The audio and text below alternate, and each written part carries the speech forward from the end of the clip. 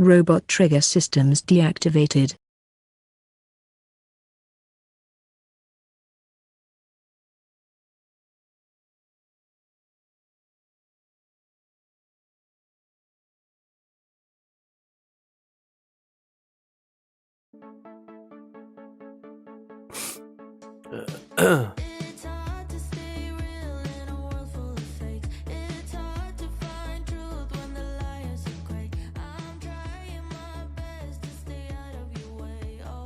Let's hope this works.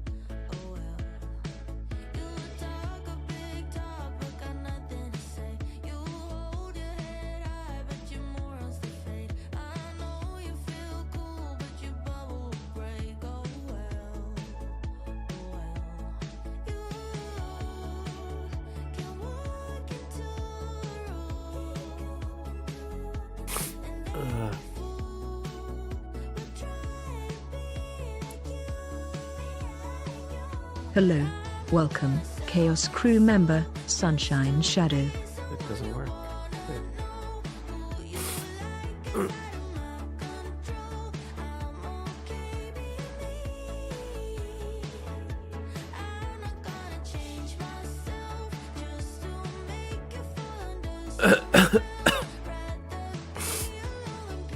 Okay.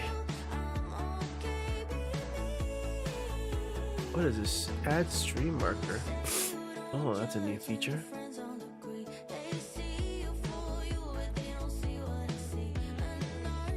What does this button do? Hello, welcome, Chaos crew member, Bunny _ Oh wait. I hear myself. Oh. Oh.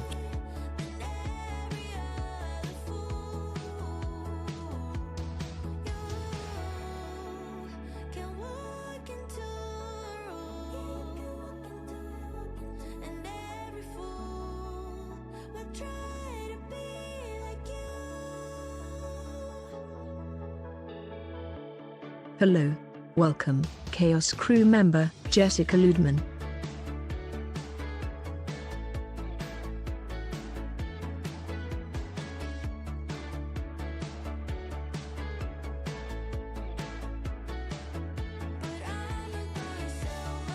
Hello, welcome, Chaos crew member, Maudboy.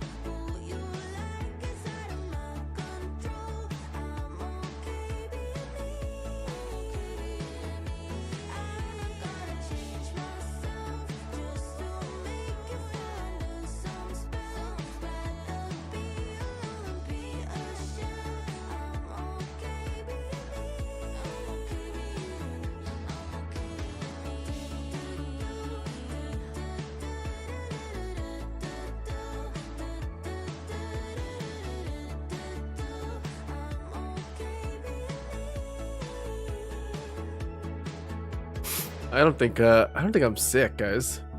I don't think that's the case. Hold on. I don't think I'm sick.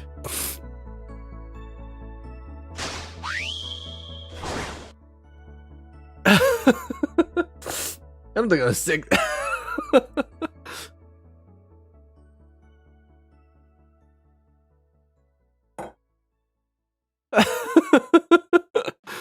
Hello, everyone. Okay, first things first, I actually don't think I'm sick.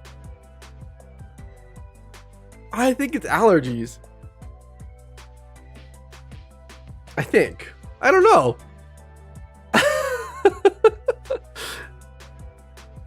Hello, welcome, Chaos crew member, Lino. First things first, you're wrong. What do you... Ollie's sleeping on the bed, or on the couch there. Hello everybody, welcome to today's stream. I think I'm allergic to something. I think I might be allergic. I don't know. Well, it's fine. Am I allergic to Ollie? I don't think so.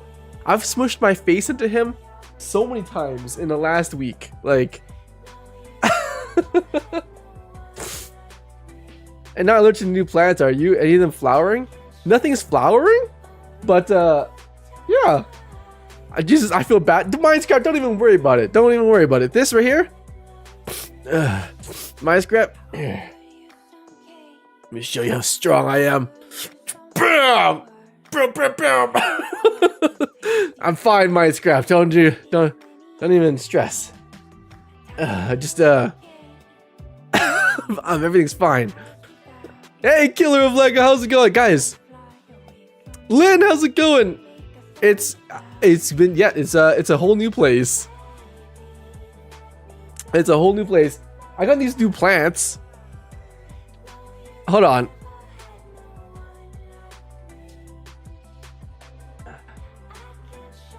My parents gave me this.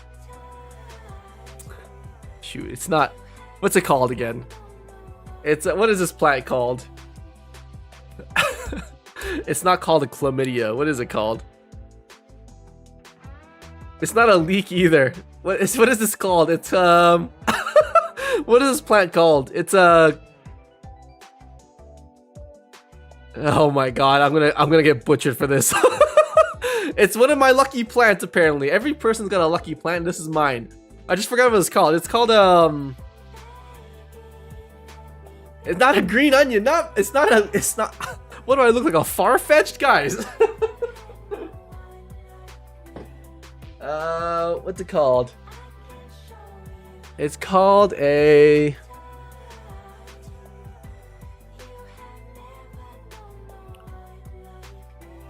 clevia. Hello, welcome, Chaos Crew member, Wapler. It's called a clevia.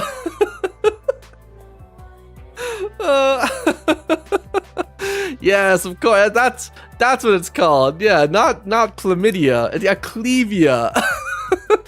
I picked up a clevia. Apparently, it's my lucky plant. So my parents got me a nice big lucky plant. I also got this one too.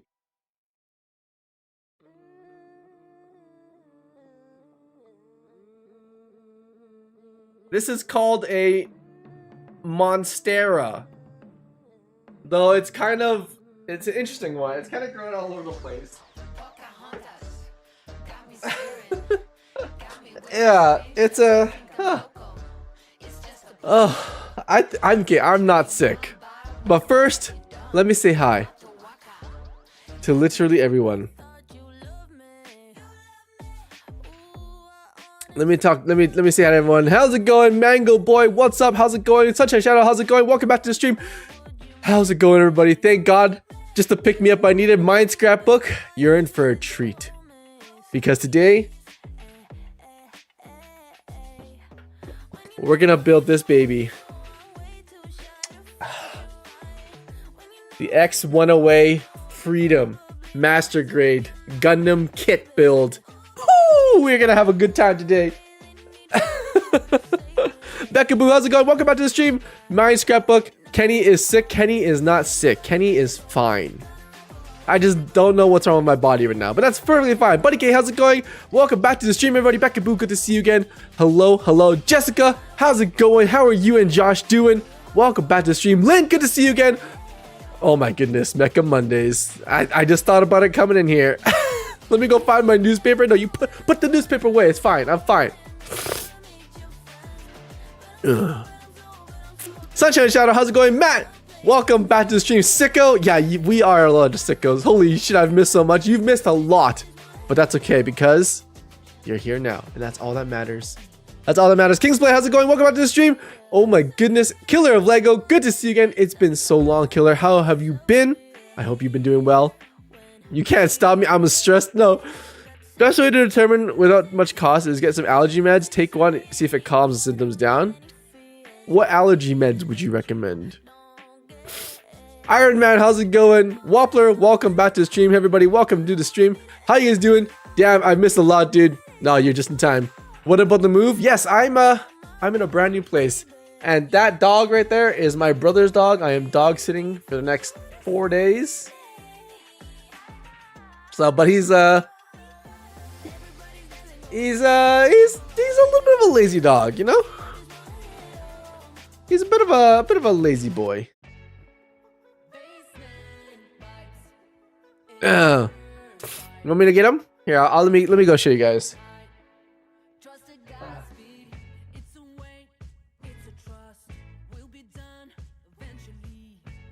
Ollie. Hi. Wanna come say hi to everyone? Wanna come say hi? Hold on. Let me do this.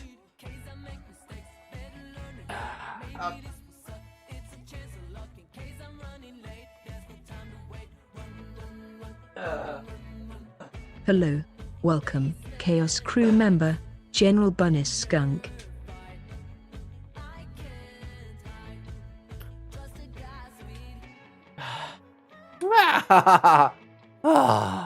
Oh yeah, I love you too, buddy.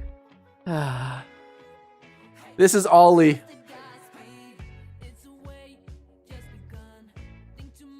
This is Ollie. Oh, he's a big cuddle bug. He might actually just stay here like this all day. The hair in my mouth. Oh, look at him.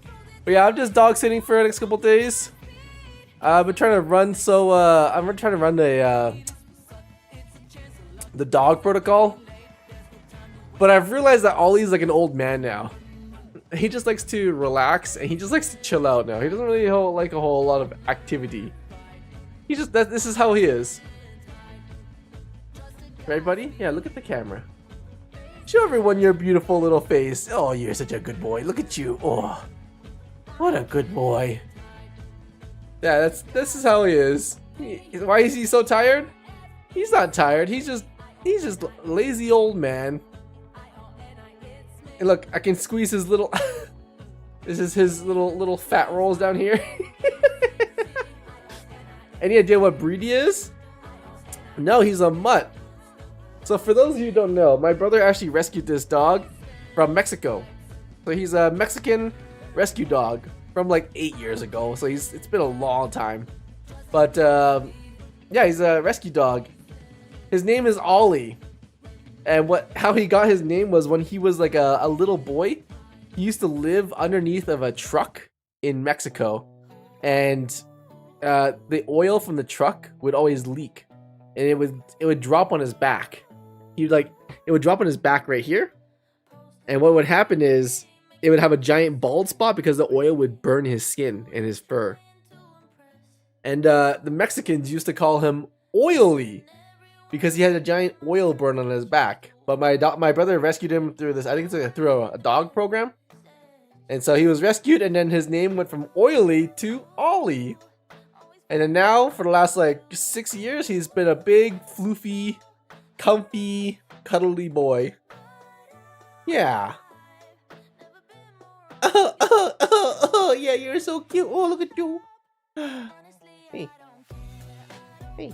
Hello, welcome, Chaos crew member, Kamu Ehara. So now he lives a peaceful life.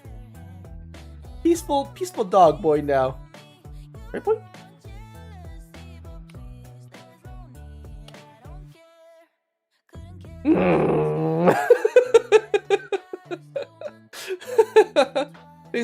He's a fluffy boy. Okay, yeah. Get comfy. Yeah. You like that? You like it right there? You wanna go back to the... This is what I like to do to Ollie.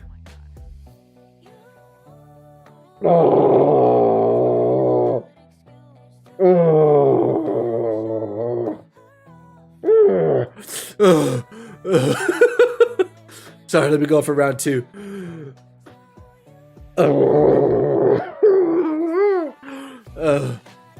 All right. That's all I wanted. All right, let me put him away. He's done with my antics.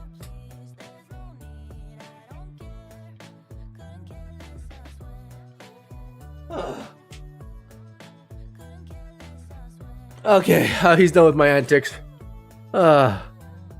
I think... am I allergic to you, Dolly? What the heck? Hold on.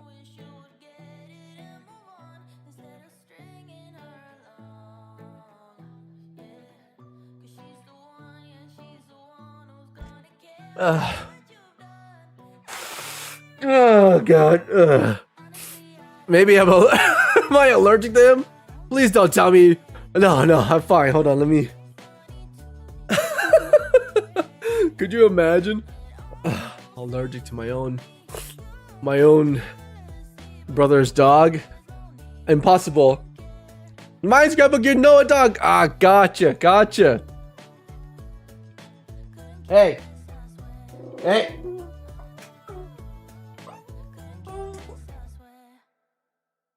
No barking. Hey, come here. Get in bed.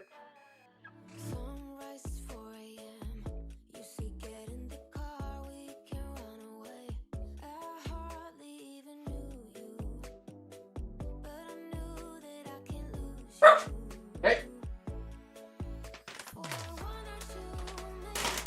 Yeah, you want a dental treat? Yeah, this is my ticket. Yeah.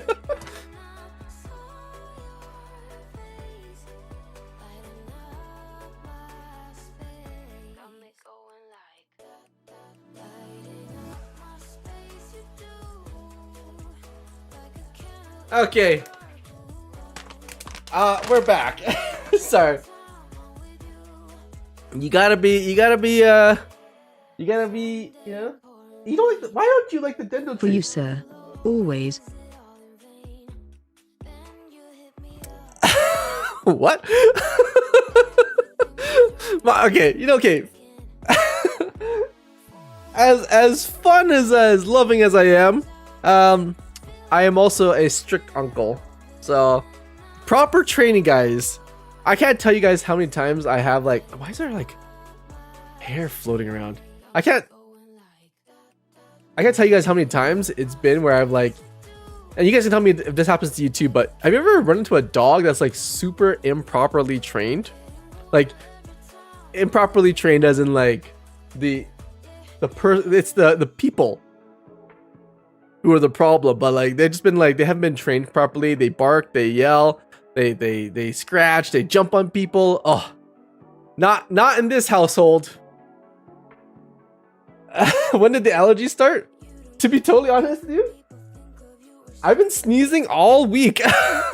Like randomly sneezing all week. I thought it was from the sun. I thought having extra sunlight in my life causes me to sneeze. And again, if I don't know if you guys, but sometimes when I look at the sky and I see like the vitamin D coming down on me, I sneeze.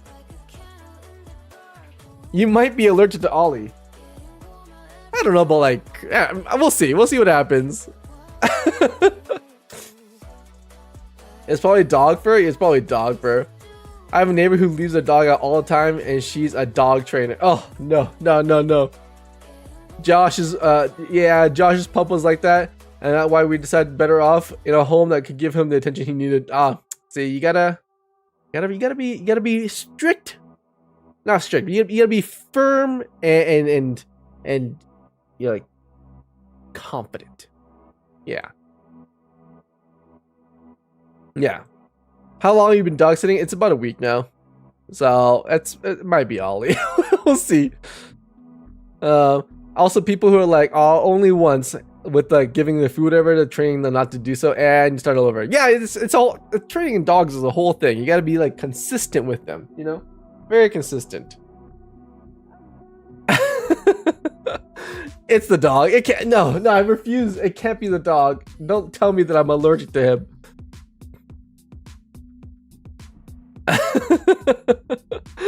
Both of our neighbors have dogs that will bark all day when their owners are gone. Oh, separation anxiety. Makes it hard for Josh when he's working and has to make videos. Oh, Josh.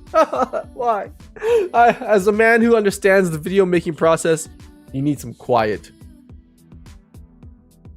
Oh, it's so cute, Lynn. I love cats too.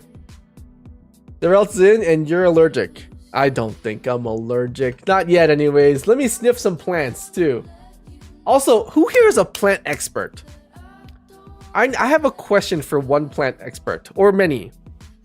What is happening with this? Hello. Welcome, Chaos crew member, Josh Lopez. What is happening with this plant? Evie, zoom in. Evie, zoom in. Affirmative. Oh. Thank you, Mindscrap. I realize it's dying, but what is it dying of? Like, what is this yellowing pattern? Evie, zoom out. Affirmative. It could be too much or too little sun, too much water. It's HP. HP. Is that the dumpster one? Okay. Hello. Welcome, Chaos crew member, Blue Moon. So the dumpster one. Hey, Blue Moon, how's it going? I'll lurk while putting my makeup on. All right. The dumpster one did not make it. Okay. The dumpster one did not make it. I actually ended up. It's gonna sound crazy, but so I got the dumpster one, the big tall dumpster one, right, for free because it's a dumpster baby. I bought a $10 pot for it from the dollar store, and then I ended up selling it for $30. Do you? Okay. The dumpster and what the? Yeah, I long story short, I found a plant in the dumpster, and I was like, I'll take care of it. But here's what happened. Here's what happened. That plant was called a money tree. A money tree. Now, my mom, she's not Chinese, she's Vietnamese, but she has superstitions, right? And she said, oh, you got a money tree. That's really good luck. There are only 2 things you need to know about money trees. Okay? 2 things you need to know about money trees. Number 1, just like Lucky Bamboo, you don't get it for yourself. It's gifted to you from somebody else. And it's meant to signify, in Chinese culture, prosperity. You know, holding on to your luck. Getting a lot of good luck for the year. So you're not supposed to buy it for yourself. So to buy it for others as a gift, okay? That's the first superstition. The second one. Hello. Welcome, Chaos crew member, Storm of Shadows. The second one is you never buy it secondhand. You never get it secondhand from someone who's thrown it away. Okay? That was the second rule. So when I told her about it, she's like, oh no, oh no, oh no, you cannot hold on to that plant because it is so incredibly bad luck. So incredibly bad luck. She's like, it is the worst luck you could have. And I was like, okay. So I was like, what do I do? What do I do? And she's like, hello, welcome, Chaos crew member, Rene 4440. She's like, I was like, what do I do, Mom? She's like, okay, so you bought the plant, you bought the pot for $10, right? So we need at least $10 back for you to break even on this sucker. But the trick is, you need to gift it to somebody else. So I went on Marketplace and I had posted about this plant. Hello, and welcome, I was like, Chaos crew member, Massacre Stance. I was like, I put it on there as an ad. I was like, I'm selling this pot for $30 and it comes with a free money tree gift. So when the guy came, I made it very clear. I'm not a very superstitious person, but I was like, anything to make this year a good year, I will do it. You know, if it's just like a tiny little thing, right? I will do my best to make it a good year. So the guy came to the front door. I was like, hey, look, I'm Chinese. I'm actually not, but I was like, I'm Chinese. There's superstitions about this plant. If you're gonna get this plant for me, I'm gonna be selling you the pot for $30, but it comes with a free money tree gift. Do you accept that? And he's like, oh yes, I accept the pot. I would like to buy the pot. And I was like, oh, here, great. You can have this money tree. My good luck to you. So like, this is technically not, technically not bad, technically not good, but technically, it's. Should have made him sign in blood. I should have done a spit pact. Like spit pact each other. But yeah, that's how I got rid of the money tree. And my mom was like, Pretty good ROI. Yeah, yeah. It was. I'm a. You don't know that, but I'm hair. I'm a plant flipper now. I'm a flipper extraordinaire now. Yeah, that's what you used to call me in high school. Flipper. Bro really pulled the I'm Chinese. Yeah, I mean, little white lies, you know, it's okay. Okay, it's okay. A pot dealer, yeah. Not the pot dealer. The guy is already breaking rule number 2. No. You can't pick it up like from someone who's discarding it technically. So me gifting it to him was like a little bit of a workaround. How's it going, Josh? Welcome back to the stream. Renee, hello. Storm, good to see you again. Massacre, how's it going? Profit, yeah, we profited. Could be damaged roots, improper soil, pH, light, or watering is off somehow. Lynn, you literally just said everything. You literally just said everything could be wrong with this plant. Which what do I do? What do you want me to do, Lynn? You want me to spit on this plant? Like, does it need vitamin? I don't know what it needs. Tell me.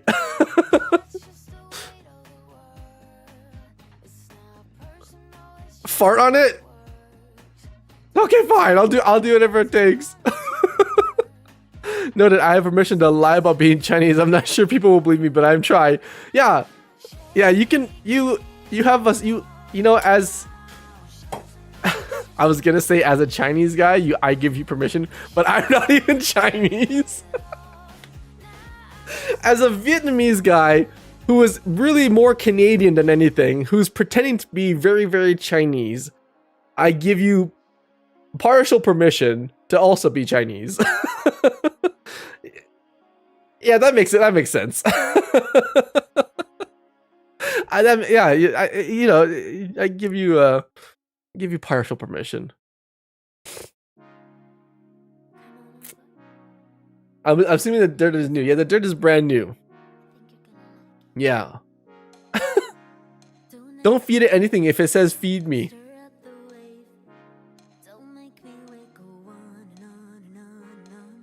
Okay. Too late.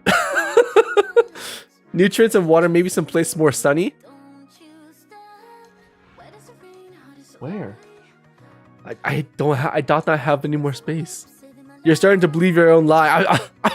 I have Stockholm syndrome. He forgot he was Vietnamese. I forgot. Got the water out of my phone. Don't know how because I didn't do anything.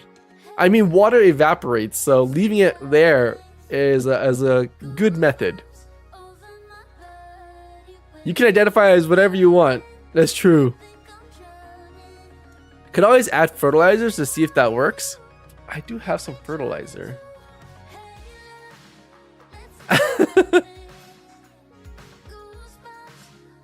If anyone doubts me, I'm gonna pull this up and stream and look, here I got my Asian pass from this Canadian dude. Yeah, I'm just let it be quoted that I, Knievo, a Vietnamese man who is more Canadian than Vietnamese, who identifies as a Chinese man, hereby gives you the ability to be partially Chinese when you're performing an online marketplace transaction for 5 minutes.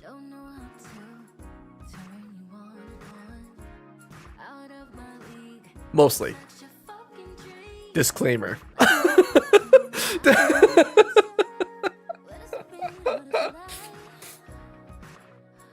Just posted what GPT-4 thinks in Discord. What is GPT-4? What's wrong with this plant? The plant shown in the image appears to be suffering from some form of distress. The leaves are discolored with wilting, which could be due to several factors such as overwatering, underwatering, nutrient deficiency, a disease.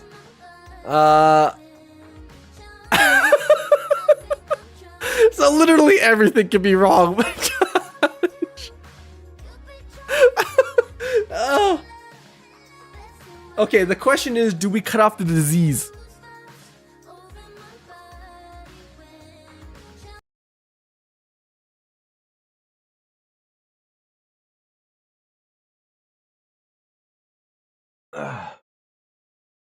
Do we cut off the disease?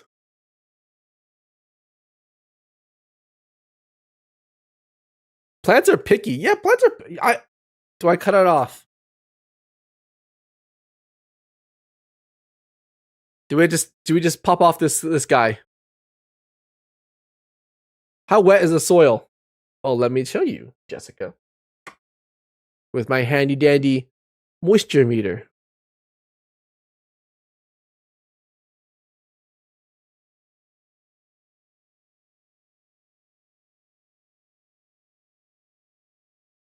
It's very wet. Have you ever seen a tsunami? Have you ever seen a monsoon? I would say no, because it's not actually a disease. There's something wrong.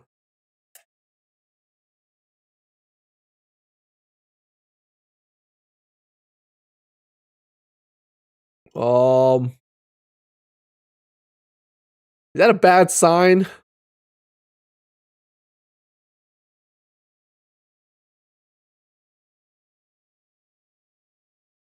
Hold on. That's a terrible sign? Hold on. Oh God. Oh Jesus.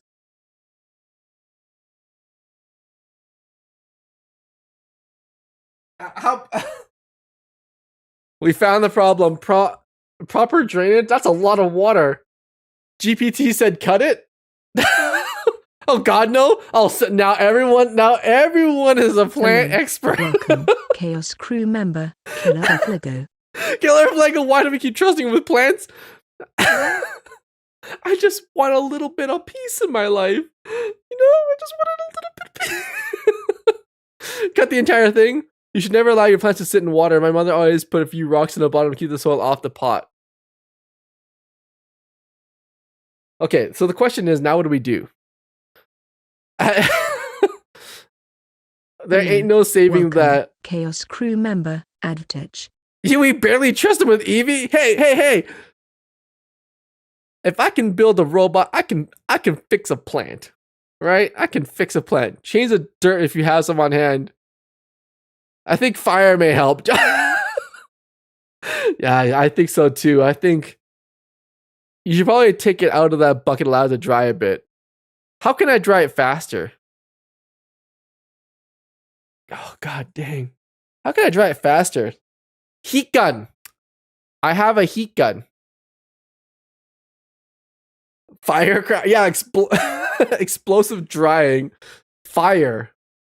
Fire would definitely solve your problem. Unfortunately, I think you don't want to do that way. Would fire actually work? Don't use a heat gun. Damn, not the heat gun. It's a living thing. I mean, from the bottom. You know, a little booty heating. No cooking there. Okay. Well, you know what? It's fine. Guys, if I can make a problem, I can fix a problem. Not the cult massacre. You end up heating it to steam rather than drying it. Oh yeah, right. Take it out of the soil. Let the soil dry. You got root rot though. Okay, well, first things first. You're better off repotting with new soil. I'm all out of soil. What kind of soil? Oh my God. Oh my God. Why did I start keeping plants? Man, this plant's leaf feels like leather. I'm sorry, little guy. I tried. Oh. I tried. Hey, at least the stem is really stiff. What kind of soil? Dry soil. Thank you, Iron Man, for that astute observation. You gave it trench foot? Oh, shit. Also, I think just leaving it not sit in water and believing it'll grow will help. Okay, good little planty. Maybe sing it a song? Okay, let me sing it a song. Ooka chaka, ooka chaka, ooka chaka, ooka chaka, ooka chaka, grow, little plants. You better survive what I've done to you. Ooka chaka, ooka chaka, ooka chaka. Take my CO2 and live My little ooka chaka, ooka chaka. Play some Mozart. Not the Awesome Mix Volume 1. I don't think this song will. Blue Moon. Excusez-moi. Okay, first things first. Okay. Let me show you what happened to the other plants so far, and then we're going to start building a Gundam. This is Nelly Fernado. Fernado. Look at that. This thing is thriving. This thing. Freaking. Yeah, it likes that. It likes the mist. You like being wet. Yeah, you little plant. Hello, welcome, Chaos Crew member, Martin Pantoa. Where is our plants? Yeah, check all the plants. Yeah, see the fern's doing well. This one is doing amazing. This is the nerve plant. It's doing awesome. See? Not sitting more than a couple hours. Oh lordy. This one is the prayer plant. It actually is doing really well. It has a new leaf. This is a brand new leaf. Pretty cool. A prayer plant. All right. Oh, also, I need help with the aloe vera. I haven't watered this thing in like 3 weeks. But what does that mean? Why is it like dimpling like that?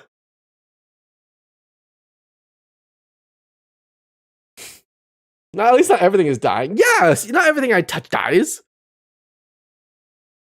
That's a sign of it finally getting dry. Let it happen. That's okay. Okay. Cool, because I've already done something bad to it, and I deeply regret my decision. And I wasn't going to tell you guys, but I'm going to tell you anyways, okay? So don't freak out. Don't freak out, okay? I have this really bad habit of like deleting things when it's not needed, okay? So I saw this happening, right? On one of the leaves here, right? And I thought, well, maybe it's something wrong with it. You may think that this is the first leaf that's had that happen, but it's actually the second leaf. You see this one right here? This one that I've already tried cutting it off. I've already tried snipping off the disease. It didn't work.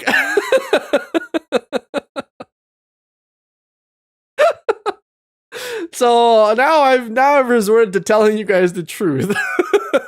Leave it be. Okay, leave it alone. Leave it alone. What else is there? This guy's doing really well. The sensitive plant, he's doing pretty well. Nice green foliage. Yeah, a little mist for you.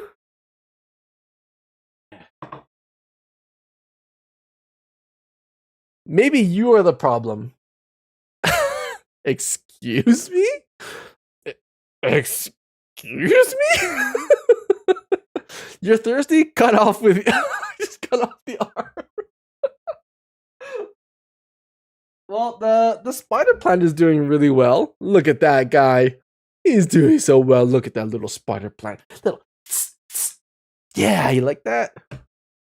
I don't know if that's good for him or not. It's okay. It's okay. Plants can be reprogrammed. Kenny, no secrets. Blue Moon, I need some secrets, okay? Did you ever get back to power to fix your base? No, I got caught up in work and I was like, well, guess I'll just be homeless for a little while.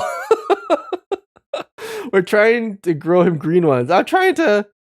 Have you checked his thumbs? Make sure they aren't black? Hey. Kenny out here committing genocidal atrocities? Don't get the leaves of the spider plant wet. Only water the soil.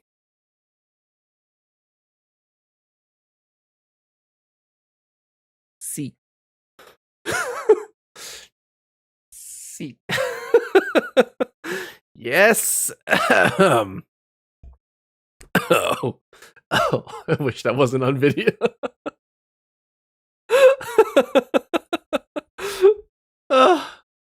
But yeah, oh yeah. By the way, guys, Power World has been amazing. Oh my goodness, I've been playing so much Power World lately. But what happened was tragic. Let me take it as a story. Okay. So I built a brothel. Okay. Okay, hold on. Let me put on some sentimental music here. Okay. Let me just put on some let me just put on some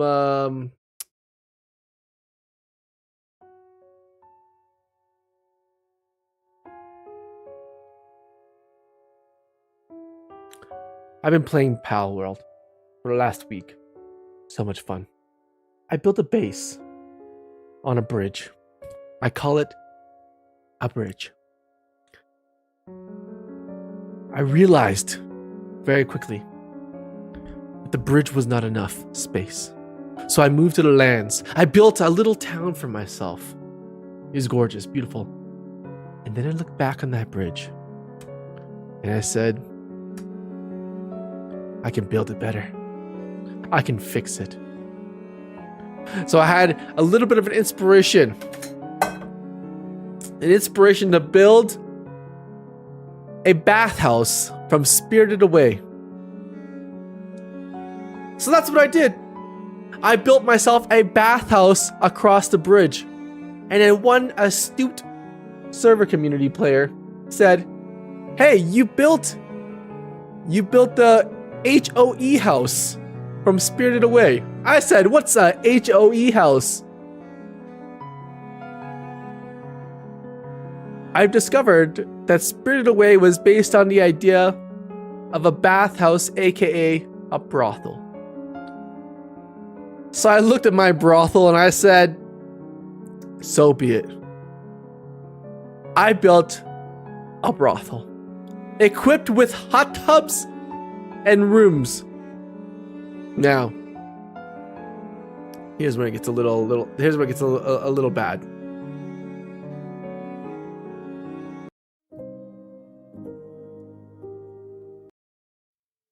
Here's where it gets a little worse for wear.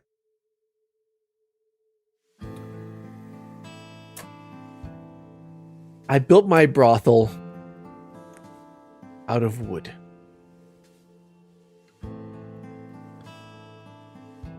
Wood that's very dry. Wood that's very susceptible to flames. Now, I made this thing very, very awesome. It was a beautiful place, okay? I wish I could show you, but it's no longer there. Some of you probably seen it while you're playing in the community world, which, by the way, we have a Discord community PAL world server if anyone wants to play. Anyways, I stood there with like 6 other people in chat as I was raided not once, not twice, but 3 times in a row. And I watched as my brothel burnt down in less than 15 seconds. In 15 seconds, my 4 hours of working on my brothel gone. And I was screaming in the Discord. I was yelling for help. Anybody. And nobody came to help except for Josh and Advanced Tech. Everyone just sat there in horror. In horror. My house burned down. I couldn't even show you guys. I couldn't even show you on stream my artistic ability. It was gone.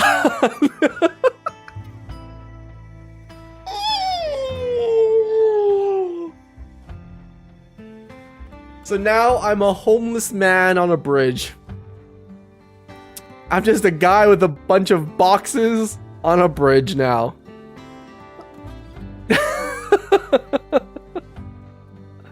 God damn! It was the pain. The pain, the horror. If you were under the bridge, you'd have more shelter. If I wasn't, you know what? I've decided. I'd rather be homeless. I don't need no house. I don't need no brothel. I don't need any of that. I'm just a man with a will to survive. That's what I am. That's what I'm gonna do from now on. Ah, the pain, the suffering. Oh, well, you can always resort to take for yeah. You know, I'm gonna be a what do they call it again? A nomad. More randomly placed benches. Exactly. I'm gonna be nomadic. At least Chernobyl is still standing. Yeah, at least Chernobyl had some good engineers. You know? Oh no, speaking of raids. Oh no, Barn Bunny. No, please don't tell me. Anyways, guys, welcome to Mecha Monday. I've coined Mecha Monday now. I don't know, it sounds like something people would already do, but today we're gonna be building a model kit. That's right, guys. Today we're gonna be building a Gundam. This is the X10A Freedom from Mobile Suit Gundam Seed. Oh, one of my favorite Gundams. I've been looking for this Gundam model kit for years. Okay, this series came out so long ago. I think it was like, call it 2010. It came out so long ago, and how these kits are made is that they make like a certain run, a certain amount of these kits in production, and then when the new series come out, they focus their production on the newer series. So the older stuff, this model here, no longer is being produced. So it took me forever to find this. I found it in Hawaii, but I couldn't bring it back, and then finally I got this as a gift. So I love it so much. And so today, that's what we're gonna be planning to do. Today we're gonna build a Gundam model kit, and I'm gonna show you guys all the cool tricks of the trade, and we're gonna build this thing together. Yeah. The woman who planned build the city of Pripyat was one of the last people trying to rescue her life's work. She was devastated. What is that?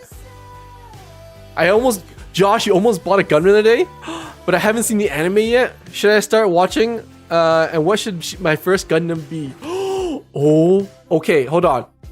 Hold on. I need silence for this one. Okay, so if you have never watched mobile suits ever, okay, you ever see those like those like online quizzes? We're gonna do one right now. Okay, I will be the quiz for you to answer your questions. Okay, now let me see. There's so many things here. Okay, do you like stories of people struggling and becoming the underdog and super like not ruthless, but like, yeah, do you like a super underdog story where you're like rooting for them to like get better and they're just like barely making it through? Or do you like it where like they're already super powerful, but they have like a secret mission on the side that's like super important, and so they have like limitations on them? Or do you like it when it's like a normal guy gets thrown into a crazy war? What kind of stories do you like? Or do you like the school tournament aspect? Those are my 4 categories for you guys. I like those stories. All of them sound good. Yes. Excellent. First the plants, all of the above, and now this one. Or do you enjoy music, love triangles, Macross? Oh my god, Macross is good too. I'd say one underdog. If you like the underdog ones, I highly recommend Mobile Suit Gundam Iron Blooded Orphans. Iron Blooded Orphans. If you like the underdog stories, you will love that series so much. So much. That's like my number one recommendation. If you like the stories where it's like somewhat like a they're like very strong, but they have limitations and they have like a secret agenda, okay, then I would recommend Gundam 00. Gundam 00 for the super overpowered, but they have a secret mission kind of deal. It's really cool. It's super tactical because what they're trying to do in that series is they have all these super highly advanced mobile suits and Gundams, but they have to keep all of their weapons, utilities, operational existence. Everything has to be like super secret mission style, or else their technology is going to be leaked to the bad guys. Okay, so Gundam 00, personally, one of my favorites. One of my favorites. If you just like, boy gets thrown into a crazy world, Gundam Seed, that's where this gun's from. Super awesome. Super like easy going. It's a little older now, but still one of my favorites. And if you like the war like the tournament school aspect, The Witch of Mercury is really good.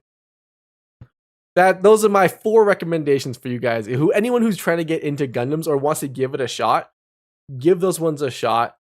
But definitely, Josh, if you're looking at getting one, like Iron Blooded Orphans, would recommend immensely. Would highly recommend. Gundam Seed is my favorite too. Iron Man, I know, right? Time to run to the store. Revastic, you running to the store for something? Iron Blooded Orphans should be on Netflix. Yes, it should be on Netflix. Iron Blooded Orphans should be on Netflix. If it's not, message me and I will send you a link to where you can watch it. Yeah? Don't even worry about it. Not even sure what Gundam is. Oh, you know what? That's a good point, my Noah dog. Gundams are basically humanoid robots. Okay? When I was growing up, I love Gundams. I fell in love with a series called Gundam Wing. Gundam Wing was the first series. It is incredibly old, 1997. I would not recommend watching it nowadays because it'll feel really, really awkward. Everything's poorly paced and everything. But I fell in love with Mobile Suit Gundams, and they're just giant mechas with beam sabers, shields, blasters, wings. This one's like literally got like wings and stuff. Like, it's so sick. But they're essentially giant robots. They're the reason why I wanted to get into robotics. When I was growing up, they're the reason why I wanted to get into engineering, because I always thought it would be so freaking cool. It would be so freaking cool to pilot a Gundam one day. But yeah, they're essentially giant robots that humans can like jump inside, and they're pretty big. Like, I would say they're like equivalent to, how do I put this? Like a Gundam would be like 1, 2, 3, 4, 5. Call it 5 to 6 story buildings. Like, they're pretty big robots, but people pilot them. Oh, Kenny origin story. I know, Blue Moon. And ever since then, I was obsessed. I was obsessed with building machines and like doing all these things. It was like it's been a dream of mine, and so I kept watching this series and getting into Gundams, and it led me to be like a model builder, and that's what this is. This is a model kit. So I'm gonna show you guys what this looks like instead of keeping hugging it here. So when you buy these kits, and these are all Japanese kits, right? But these are model kits that you can build, craft. Think of it as like advanced Lego if you really want. And you can build these kits, and then you can pose them, and they're like giant action figures. It's so cool. But the really fun thing about these is that it's sort of like following IKEA instructions. You know, like how therapeutic it is to follow IKEA instructions and have something to look at? That's what it feels like. It feels like you're building something. It's just a lot more complex, and it's so satisfying. Satisfying. Okay, watch this. So if I open the box here, this is what you get. It's incredibly satisfying to build one of these because it comes with so many pieces. These individual pieces here are called runners, okay? They're basically just parts that have been stamped into plastic. And there's just like hundreds of pieces in here. Literal like hundreds of pieces in this. It's like a big puzzle, essentially. There's literally hundreds and hundreds of pieces in here. And this is what allows these models to articulate. And when I say articulate, I mean that they actually move. I'll grab a Gundam to show you guys. But these are all the runners that are in this kit. And then you get a little manual to how to build it. So you're essentially making a giant model kit. And it's like, that's a lot of, I know it's a ton of pieces, and it's just so satisfying when these pieces come off and they come together. And that's what we're gonna do today, by the way. But yeah, you get like this instruction booklet, and in this instruction booklet, it literally tells you how to build your model. And one of the really, really cool things, and this is a really good engineering philosophy. So let me get one to you guys.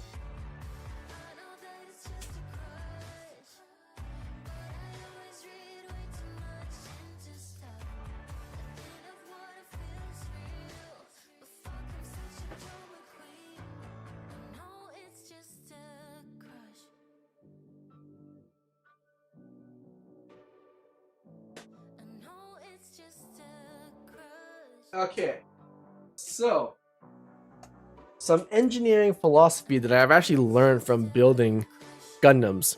Okay, now in most situations, this is like a little mini Gundam. He's called an SD Gundam, and what he is he's like a mini version of whatever Gundam you love the most. Okay, mini Gundam, and they're just super little guys. They're super small little guys, but the essential parts of this guy are just like, here, let me just remove his arm. Okay, all the pieces are what they're called articulated. So they actually have multiple joints that allow the models to move properly. Okay, now in these basic units, these basic little guys, you can see that it's just like basic elbow joints and basic ball joints here, right? Basic little ball joints. Now the cool thing is, and this is why I recommend people picking up what's called a master grade, okay? In the world of Gundam building, there are actually different grades to Gundams. Okay, there are different grades to the quality of the models. The lowest grade you can get is SD, so standard definition essentially. Right, standard, he's small, tiny, he's a miniature, super easy, literally 10 minutes, 15 minutes to build one of these.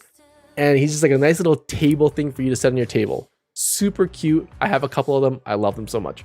Okay, the next one up from that one, and this is the important part, is HG. And why is Ollie just sitting there looking at my plant?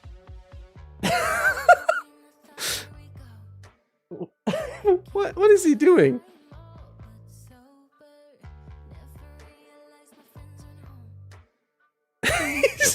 He's just sitting there staring at my plant.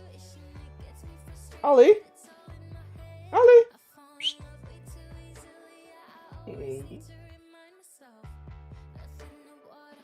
Anyways, so this is the really important part. This is the important part. So the next one up from that is what's called high grade, or HG, high grade. Okay, so that's the next level up from that, and that's a little bit bigger than the small guy I just showed you, a tiny little bit bigger, but he's like the basic entry level Gundam. And I've built a couple of them in the past, but I've realized that there's a certain level that like a certain quality level that you need to get past,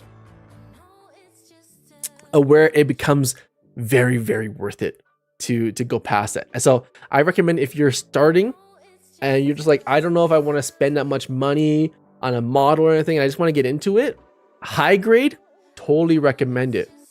Okay, totally recommend a high grade model if you're just getting into it and you're not sure, you're like, I'm not sure if it's something I'll be into. But if you want to give yourself a challenge, if you want to see the true beauty and joy of a model, I recommend you get something called a master grade, and that's called an MG. Okay, if it were up to me, I would say high grade is for like those gifts where you're like, I'm not sure what to get someone, I'll just get them something like a high grade. But if you're truly wanting to like display and pose and see like the really cool intricacies that I love about these model kits, I recommend going for a master grade. A master grade. This is the symbol for them. It's called MG, master grade. It's the gold symbol. And those are the ones where you get the highly advanced models. So the old kits are just basically just plastic parts. You get an arm and a body, and you put the arm on the body. Kind of basic, right? These master kits, what they are is they're the next level up from that. So you actually build the inner skeletal frame of your Gundam first, which has all the articulations, the pistons that actually shrink and close and open and close every time the muscles move. The articulations in the wrist that have like the extra, like they have like little like V pistons in the wrist that actually articulate and expand and contract, where you can see all like the inner workings of it. And then on top of this skeletal frame, like the same way a real Gundam is built, the armor plates onto it. It clips onto it.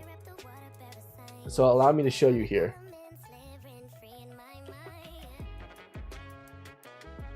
So this is, if you're watching Iron Blooded Orphans, you'll know who this is. This is Barbatos from that series. And this is a master grade Barbatos. Yeah. This is what I'm talking about. So if you look at Barbatos's legs here, right? His feet can actually articulate in multitude of ways, a ton of different ways. And the cool part is when you look at things like his legs, there are actually like parts that articulate based on where his leg joint is moving. So this guy is actually built on top of a different frame. So if I remove pieces off of his body, he's actually got a skeletal frame that all these armor pieces stack up on. Like for example, let me see if I can find one here. Oh, okay. I don't know if you can see this internally. Okay, let me see if I can get this for you guys to see. This is super cool. Okay, I'm nerding out for a second here. Eevee zoom in. Eevee zoom in. Eevee zoom in. Affirmative. Sir, you have an incoming treat stream. Thank you so much, little3_folks, for getting Engineer A, best on-air pizza money can buy. Your message reads, thank you for everything that you do and creating such an amazing community. Enjoy. End message. Little3_folks. Engineer, please be advised that you have a special talent for eating. I do! Little Fox, Jessica, thank you so much for the donor pizza! The donor pizza! Oh, I love it! Thank you so much, Jessica! Let me show you this before I lose my train of thought. Do you guys see this in here? So, I don't know if you can see it, but see the internal piston? Let me see if I can zoom in even further for you guys. I don't know if you guys can see this. Yeah, it's a little too dark. One second. Let me just let me show you this, because if someone's gonna buy a model, I want you guys to see some of the really cool parts of this whole thing. You guys see that little like joint there? That's the little piston where my finger's pointing at. that piston actually articulates. You see that? How? Look at that. You see the piston just like moving? Oh, there we go. You see that? How the piston extends and contracts? So, Evie, zoom out. Affirmative. When you build one of these master grade kits, like I said, it's a frame, an internal frame that you build these parts on, and it's fully articulating. So when you pose it, when you move it around, you see how certain things are created. And when you start to think about this, and this is where the engineering mindset really comes in for me. When you start to think about these things, it was really eye-opening for me as an adult to see these things, because the cool thing about Gundams and models is that they need to make it in a way that's naturally articulating, which means that if it were to be like in a real life situation, how would a torso flex? How would a torso move and articulate relative to its internal frame? How does the metal sheeting stay on top of its body when it moves? How does it slide around to move out of the way? For example, the cool thing about some of these leg pieces, you'll notice right here. You'll notice in here, it's kind of, oh, sorry, there's a little janky in here. See these two pieces of armor piecing right here? When I bend the leg, right, these two pieces actually separate.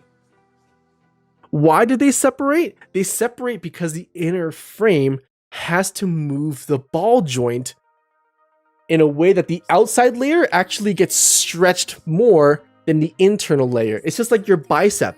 When you bend your elbow, the internal side compresses and the external side stretches.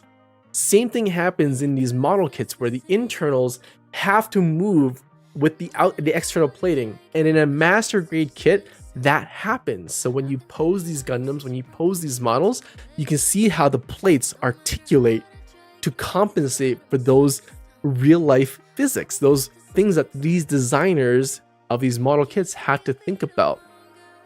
And so I apply that same sort of thinking to all of my projects, every little thing. You think of Evie, if you pick any protocol off of Evie, the same sort of mindset applies. You know, when I move one thing, how does that affect other things? How do things have to compensate around other systems in order for something to have a basic function? You look at a camera, for example. How does it identify certain things and not get confused with others?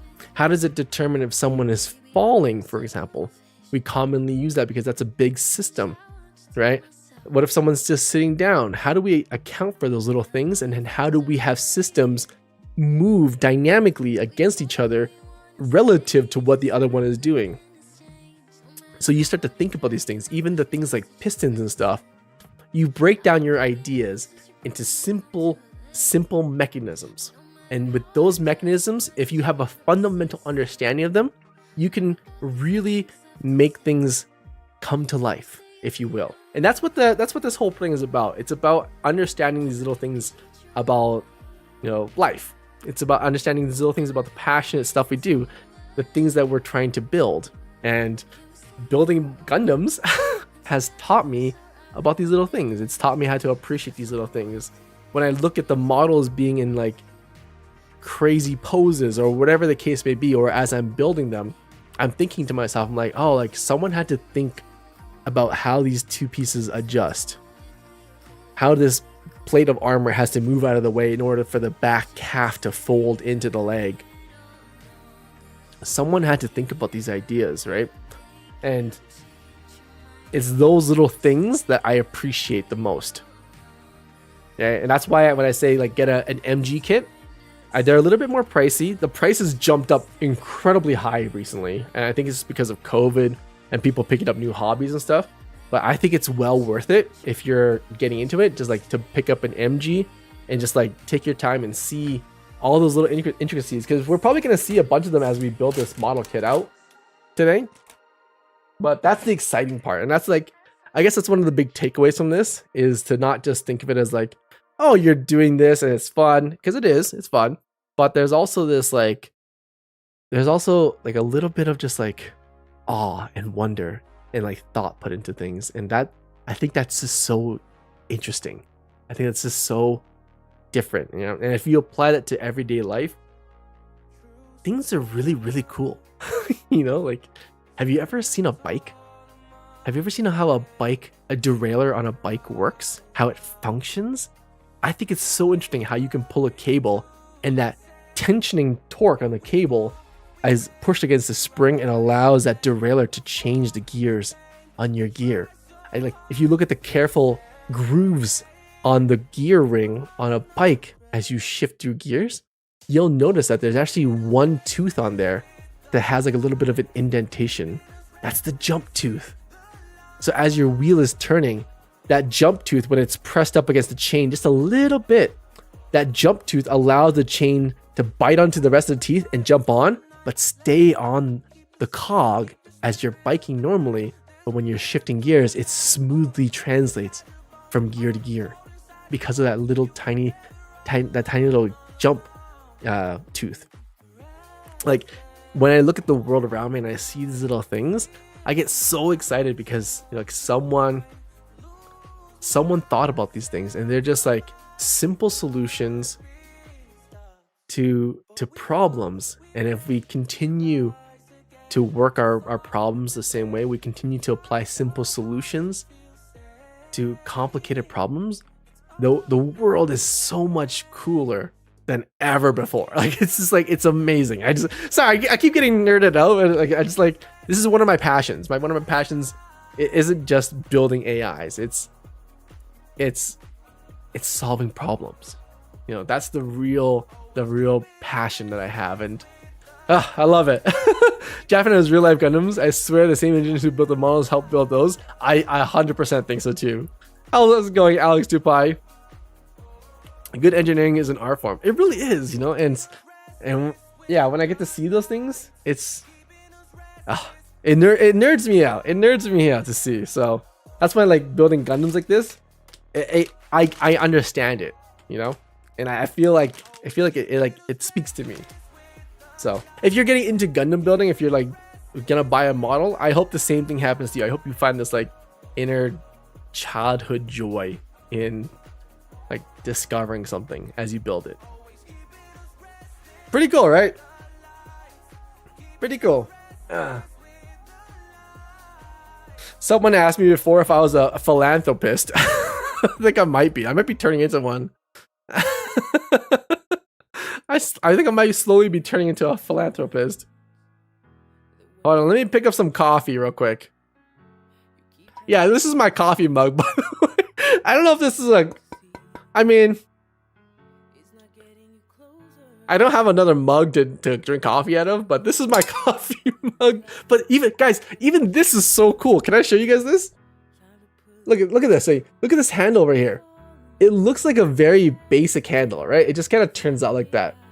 But they made it so well engineered. You can actually see it right here. Do you notice something different about these two? These two handles are actually offset from each other. How cool is that? So when I open these, right? When I open these up and they fold together, they're just actually slightly offset from each other. That's and now it becomes a full handle, and it doesn't move in my hand because that's got two handles. Like, I thought that's just like, that's so smart. That's such like a simplistic, like, smart idea. That's so freaking cool. I take inspiration. These are like geniuses at work here. Geniuses. Yeah, every time I see like a problem or like have something I need to do, I always think back to like simple things like this, where it's just amazing. Just such a simple idea. Does so well. Oh, I guess you guys wait. Have you seen Full Metal Panic? Yes, I have. They have their own version of Gundam. I really think Full Metal Panic might have been showing their origins of how they built the first Gundam. Really? I know Full Metal Panic has the not the cloaking system, but it has that the basic AI system they had on board. That's what I remember from it. Yeah, that was really cool. I love mobile suits. Anyways, have you guys ever had a Vietnamese coffee? Hold on, let me start my coffee pot here. Let me show you guys what a Vietnamese coffee looks like.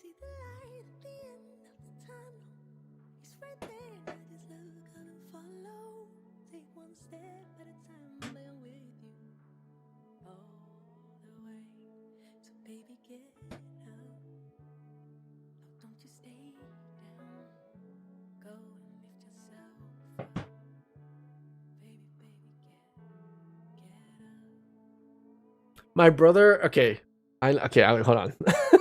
I'm gonna out myself here, but my brother got me a Nespresso. Do you guys know what that is? You guys know what a Nespresso is? It's like a machine that's got the little pods, and you put the pod and you put the little coffee button. I totally, okay, crap, I'm gonna out myself on stream again.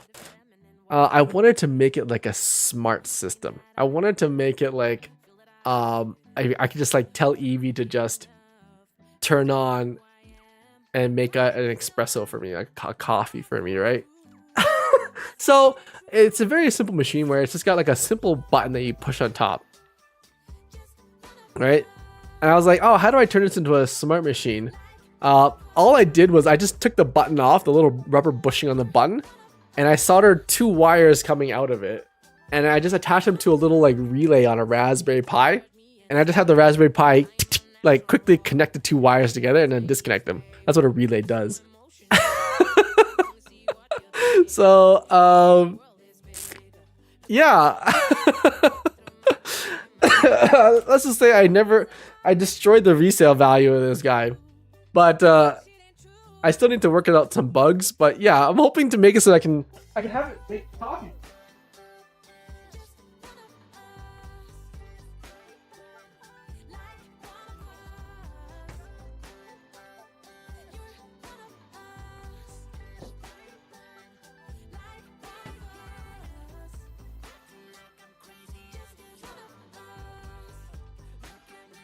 I broke it. Sorry. One sec.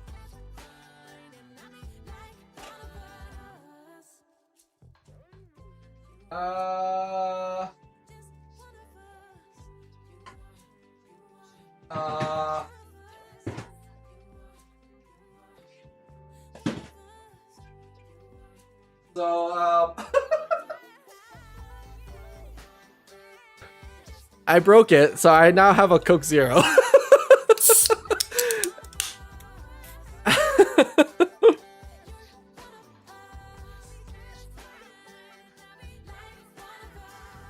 Oopsies.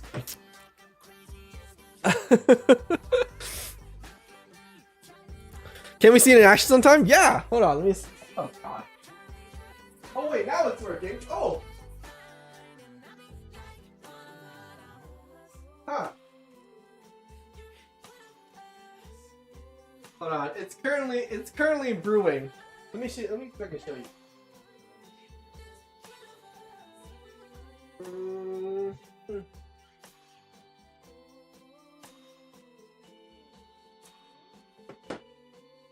Where is my? Where are my Raspberry Pi?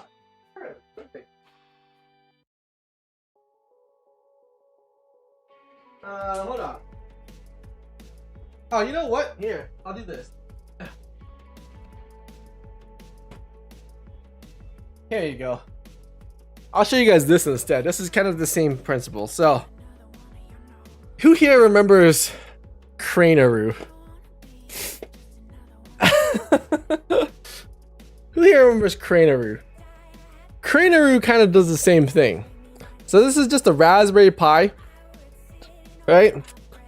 This is just a Raspberry Pi here. But what it's hooked up to is what's called a relay. Now this relay Basically, you can think of it, all it does is it's got two wires like this, okay?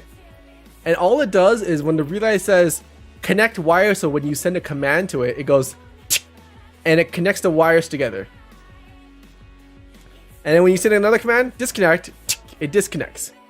That's what relays do, essentially, right? So this blue part here is just a series of relays. Now, each one of these relays, these blue boxes, is connected to a motor. So that motor is what moves the track left, right, back, and front, and then down and grab, right? So each one of these relays controls one of those motors. So when this thing sends a signal from the Raspberry Pi from me to the relay to close those circuits, it literally just closes a circuit on a little motor, a small little motor, the same as you find in like RC cars and stuff, and it turns that motor and it moves it left and right. And you can make it close for like a certain amount of time. So that's all this is done. So the coffee machine does the same thing, where it just has relays hooked up to it, and when you just tell it to close, it just says close. The action of closing a relay, if you close it in a small burst, i.e. when you go tick, tick, just like that, is the same as pushing a button. When you push a button, all you're doing is you're completing a circuit and then releasing that circuit. So when there's a pulse, it understands that that's a button press. So on the Nespresso, I just have a series of buttons that say go, and that's all it does. But to push that button, I just use a relay with a little bit of a self timer, so the relay goes on off, and it simulates pushing the button. Pretty cool, right?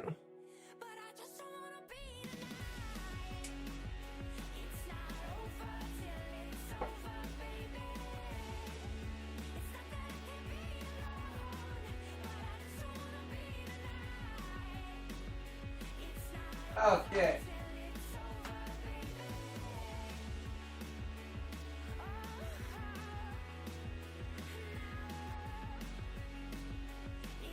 Allow me to show you guys what a Vietnamese coffee looks like. I still owe the crane came from like my second stream, but that was forever ago. Oh, Peterson found the games, really? I'll fix it. We're at a new place, so I'll fix it. Now, I've got my little cup of joe here. Okay. Here is the big ticket item right here. This is how you turn a regular coffee into a Vietnamese coffee. Now, a lot of people will do a Vietnamese iced coffee, but I like it hot today because I'm not sick. But you take a nice dollop of condensed milk, sweetened condensed milk. Oh, Jesus. Oh, crap. Oh, crap. Oh, yeah, I caught it. Don't worry, guys. Professional. But you get a nice scoop of sweetened condensed milk. Oh. If you've never tried it before, guys, it's a little bit sweet, but I like my coffee sweet. But it is... Oh. Oh, that hits the spot.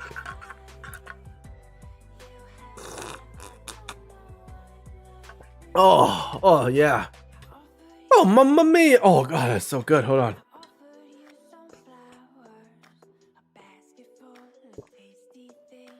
Oh. Wow. That, mamma mia. I feel like my teeth hurt from all that sugar. It's a once in a while treat. That's for darn sure. I'm not a big coffee person, but every once in a while it's good, especially iced coffee. Iced coffee is my favorite. It's like the ultimate creamer, but sweet. Yeah. I'd only do that with like really dark roast. Oh, I don't know anything about coffee, to be honest. I just know push button, make coffee. That's all I know. So sorry. All right. Oh, you guys see this right here? These are the hands of a man ready to build not a condom. Sorry.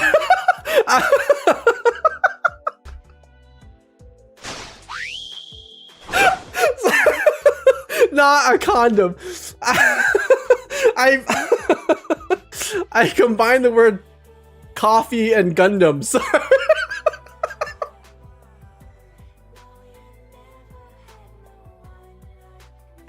I meant to say Gundam. We were talking about coffee.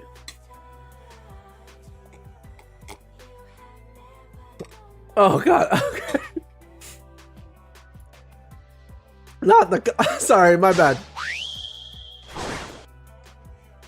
You meant no. Gundam. Oh yeah. I'm not sure if this camera's that great. This camera's kind of shitty too, but we've been on a boba iced chai tea kick lately. Jessica, have you ever had the chai tea frap from McDonald's? Have you ever had that before?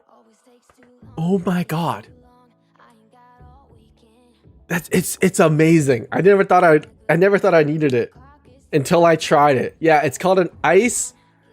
Ooh, look, Pugly stickers. Nice. I'll put them right here so that I can support my friend. This is from Pugly Pug, by the way. Pugly Pug. Check him out on Instagram. Those are his stickers. New goal, get Kenny a new overhead camera. Not the overhead camera. Oh my god, yeah, look at this. So when I talked about the internal articulating frame, this is what I'm talking about. So the internal frame is literally like, there's like an internal frame that handles all the articulations, and then the external armor is like built on top. Ooh. Oh my god, that's so sick. That's so sick. Saying chai tea is literally saying TT. What do you mean?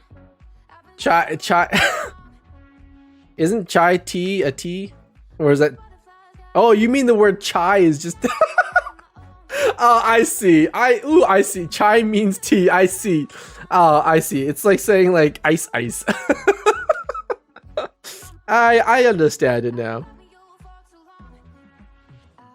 Oh my god, this is so cool. All right, let me show you guys this. So, how do we build a Gundam? Easy. First and foremost, we need to locate one piece in here. Oh god, I just dropped it. Oh, also, Evie, zoom in. Yeah, Evie, I don't understand you either. The only real tool you need is a great pair of nippers. This is 99% of the tools you need. So this pair was made by Mr. Tools. You can get them on Amazon as well. But Mr. Tools is like one of the big brand names. But this is the pair I dedicate only to building Gundams and models, because it has to be incredibly sharp and like precise. So I don't use this for anything else. But yeah, the sharper your nippers are, the better your models will turn out. Why? Well, I will show you why. So let's start building the size. So basically all you're doing is you're assembling it based on the instructions. So this is the body unit. So basically it tells you these are the runners you need. You need A, B, E1, F1, H, I, and J. And then you just follow the instructions. Pretty cool, right? Let me show you how to cut one of these. So I'm gonna grab my first piece, which is A17. So this is where the fun part happens in model building. Oh yeah, oh, I love the smell of plastic in the morning. Okay. Oh, also every kit, when you open the kits, it has a little baggie like this. And in this little baggie, there are what's called water decals. And I'll show you these later. But they're decals that go on the plastic armor pieces. And they allow you to have like the badges, the warning symbols, all like the small details that you could apply to your Gundams to make them look really cool. Learn something new. I know, right? You can actually tell where in the world people got their word for tea based on whether it's a variation of chai, cha, tea, thi, etc. Because there's only one region in China that used the word tea. Countries that got tea by boat all say tea. Countries that got it from other parts of China via land, they say chai. What? I never knew that. Gundam is a specific type of mecha or a series. It's a series. It's a series, and within the series, you can think of them as legendary machines. So in a lot of these series, they have like their own like mecha units and stuff. But Gundams, the word Gundam can be associated with like a legendary machine from whatever dynasty or history. Okay, first and foremost, I need to find A. Where is A? So on every one of these parts here, I can show you real quick. So on every one of these parts here, you can see my, I have a top-down camera, Hadar. So every one of these parts, every runner has a little piece on the top here, and it has a little letter there. So this one is J for Jessica. Pretty cool, right? So this is J, the J runner. I gotta find A. So we gotta look through our big box of stuff and find A. Where is, that's I, that's E, that's E2. Don't worry, A is gonna be in here somewhere. Hello, welcome, Chaos Crew member, Alex_2pi. Hey, Alex. A, where are you? F1. D. No, that's not right. C. No, that ain't right either. A. Here it is. Oh, I love it. I think Gundam is the frame itself, and then varied by model depending on different specs. You know what? You can see it depends on the series too. Some series will approach it differently, but other series, it depends. But in general, though, it's like a rare unit, if you will. Well, in fact, somehow I remembered it. I didn't remember it until now. Okay, so this is A runner. So what you gotta find is this one says find A15. See? This one says get A15 or A17 and place it inside I9. And that creates the first chunk here. Whew. Do you paint these? And if so, when do you paint? Do you need paint before you put it together? Ah, Josh, let me show you something. So, this is the cool part about Gundams. If you watch the series, and I think I've convinced you to watch the series now, in Iron Blooded Orphans, you'll notice that the Gundams are war machines. They are fighting, they're scraping by, they're dented and banged up and really distraught, right?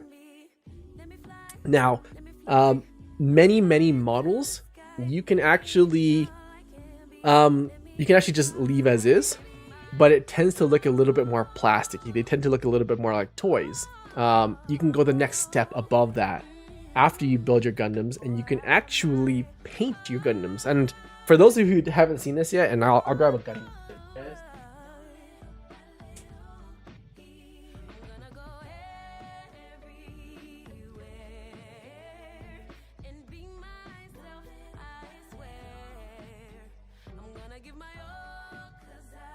I'm sure I've showed you guys last on this too, but you can actually paint your models to have them have a little bit more detail. So this foot right here is an example of an unpainted leg. Now, to answer your question of when do you paint these, you can literally build them and then paint them afterwards, what I do. I tend to build my models out just to see how they work, and then I paint them all afterwards because it really depends on how they look and how I feel about them. But when you paint them afterwards, and if you, depending on the paint style, some people will paint them entirely different. But this leg here is an example of an unpainted leg, where you see the paneling and where like the metal gets bent and stuff. You can't really see all like the minor details. But when you paint it up, and this is a little bright actually. When you paint it up, you can actually see all like the curvatures. You can see all like the panel lines and where the metal is like bent and chipped away and stuff. If you paint it up, you can get a lot more detail out of your Gundams, out of your models from a distance. So when you look at it at a distance, you're like, oh, I can see all like the different panelings and stuff. Oh, this is a good example of something too, actually. Can you see that little decal in there on his thigh? Eevee zoom in. Wow. Eevee zoom in. Holy smokes. He's having a meltdown today. Hey, TJ. If you actually look at the thigh there, you see the thigh there where it says XXXG? Those are the water decals. So the machine has like a bunch of these little decals. You see like the little, like all the little warning labels everywhere? See these like these red warning labels? These are all just like decals that you can actually put on your models too. And these are the same like markings and stuff that the Gundams in the series have as well. Decals or decals. You can call them either one, okay? The rest of the letter A sounds like letter E too. Really? Yeah, you can go decals, decals. I call them decals. Looks like a tramp stamp. Yeah.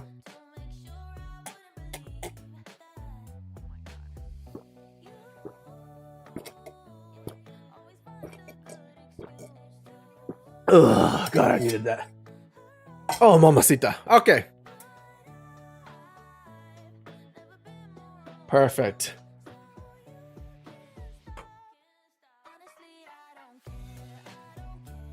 Perfect. Gotta make sure my phone's on. Oh, doner pizza. I'm so excited. I'm so excited for it.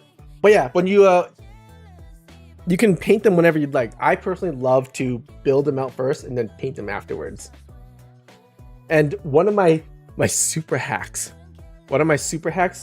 for making Gundams look really cool is this.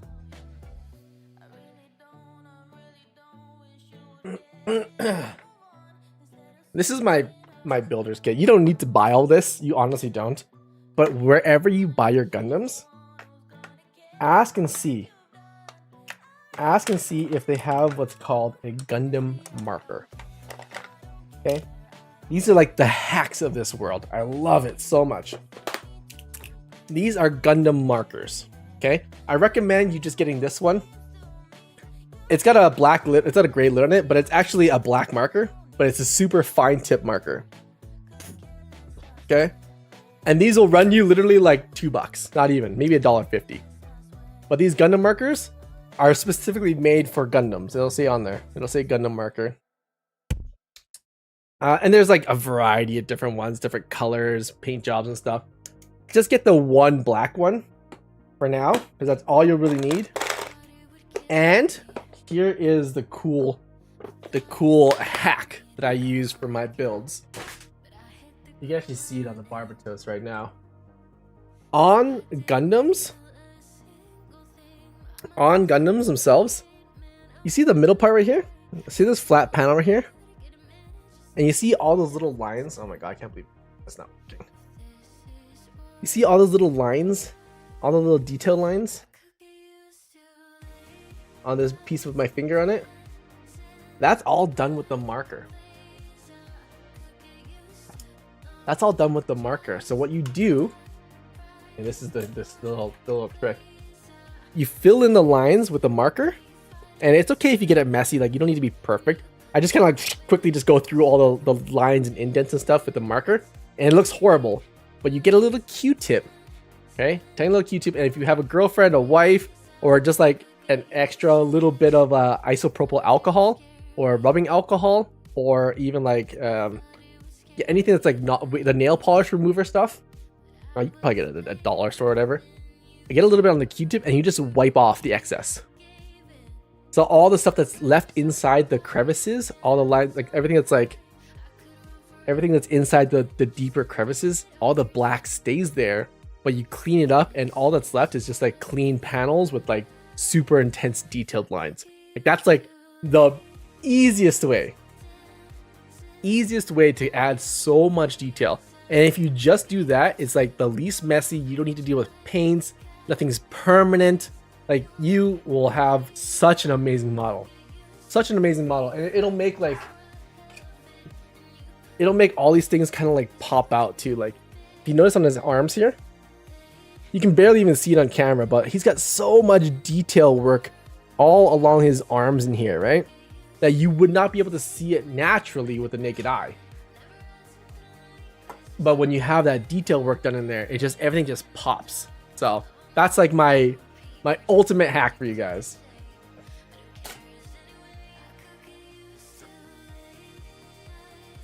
Yeah, clear water pipes as well. Yeah, not the ISO. But yeah, pretty cool, right? Pretty cool. Thank you for the hacks, Josh. If you get a Gundam, please, like, we can do a build night, and I would love to build with you, just to hang out and we can build.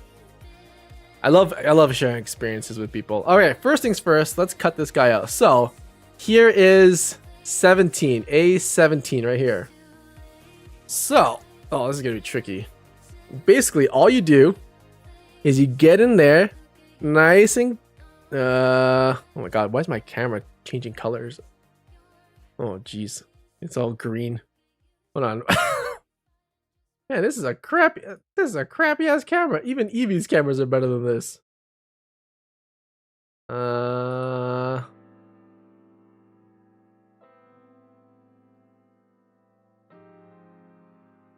Sure, why the heck not? Looks like tiny humans. Yeah, this looks like a tiny little person. So what you do is you just nip these nice and close, just like that. I just dropped him. Where'd he go? Oh, here he is. Oh, thank goodness. Yeah, even hands. It's just a tiny little person who's like sitting. So this is the size of the humans in the Gundam world. It's not annoying. Just leave it be. Okay, just leave it be. Go. And then we need I9. I remember I saw I here somewhere. I. Here's I. Food check. It's on its way. I haven't heard it from yet. So we gotta go here and we gotta find I9. So this part right here is I9. Now, when you're cutting these, all you gotta do is remember to cut a little bit close to the actual object. Now, for those professional builders out there, right, you can cut pretty close to the object that you want, right? But for professional builders, what they'll do is they'll actually cut. If you see this right here, you see this right here, they'll actually cut this out here like that. Now, why do they do that? They do that because they can then look at the piece individually and be like, oh, like how close? Like, see this little extra bit right here? They'll look at that and be like, oh, how close do I need to cut to that? And then they'll look at it in 3D space, and then they'll position their nippers really nice and up tight to it, and then they'll cut it off. That way they don't accidentally cut a piece off of the actual piece and screw it up. But essentially, so looking at the instructions, all I gotta do is I gotta take A17 and I gotta place it into, oh, it's a little seat. It's a tiny little seat. I think that goes like that.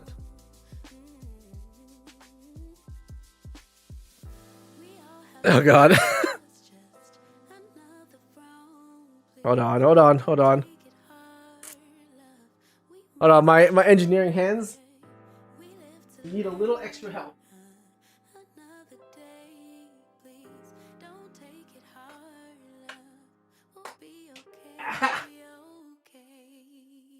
In cases like this, I've got a little pair of needle nose pliers. Super tiny little pliers, super sharp. And now, hold them by the face. And now we can place them in there. Get your ass in there.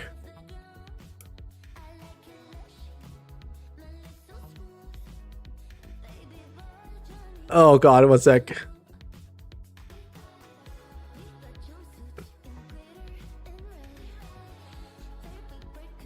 There, oh yeah, there we go.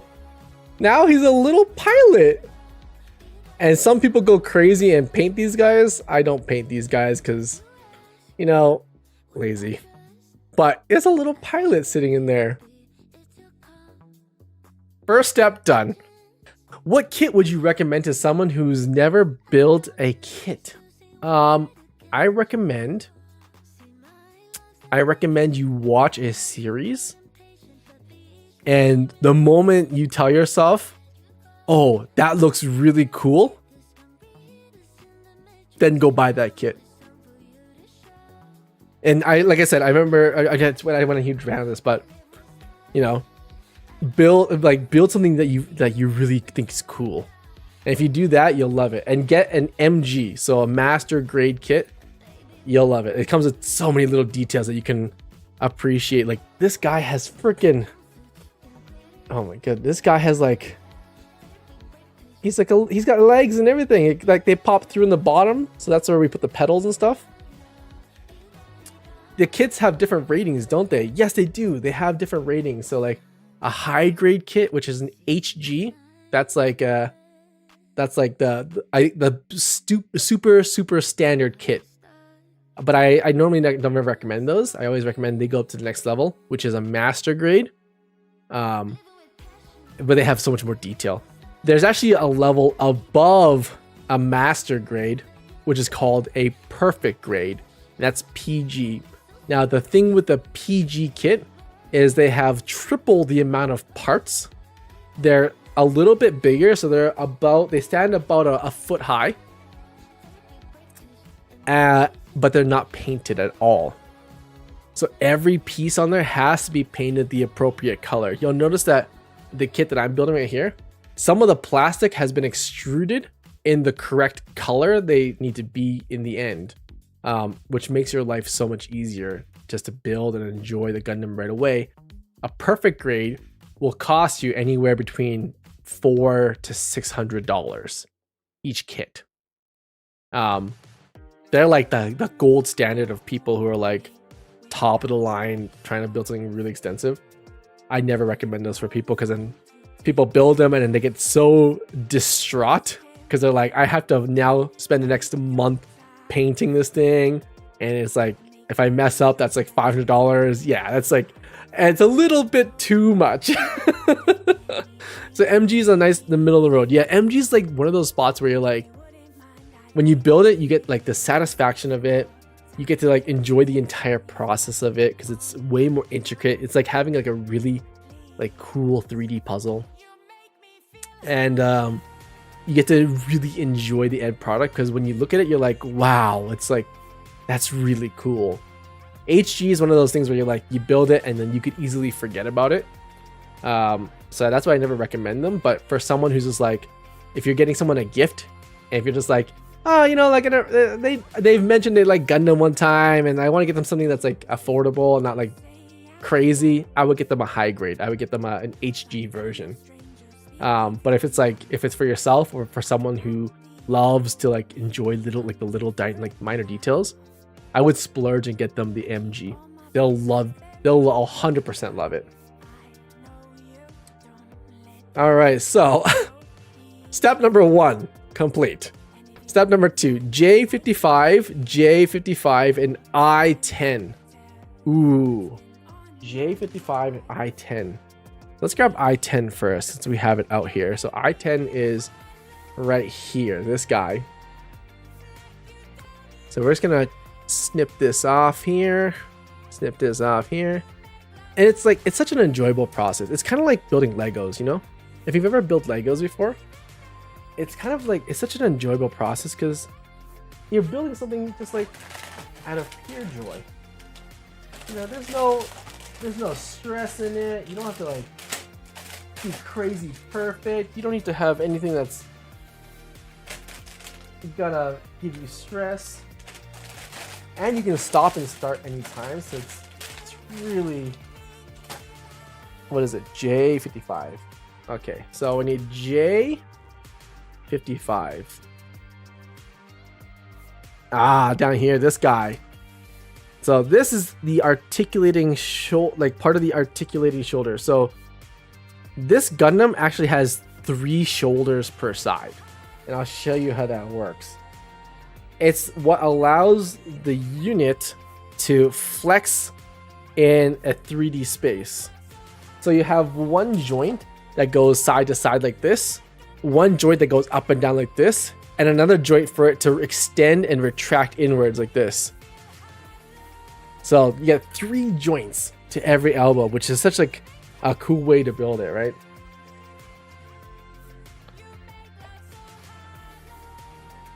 Where's my phone? I'm gonna keep that on me. Hello? Oh, there you are.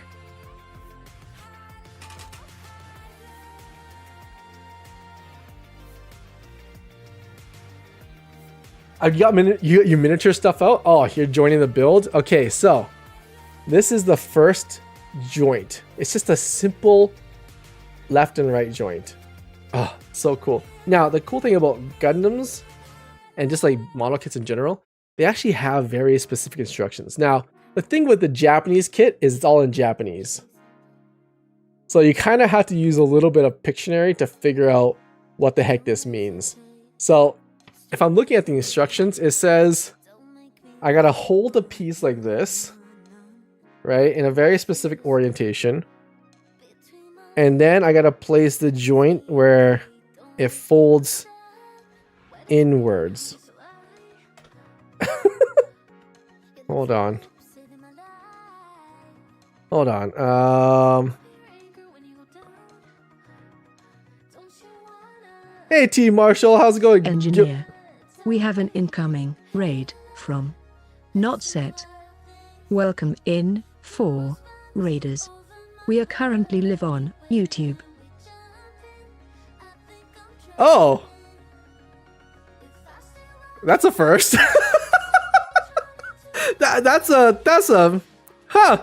I didn't think that still worked. All right. How's it going? Yo, how's it going, Rad? Yeah, I guess that's a thing.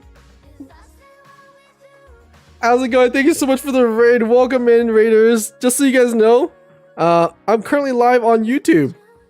I know, I've moved to YouTube.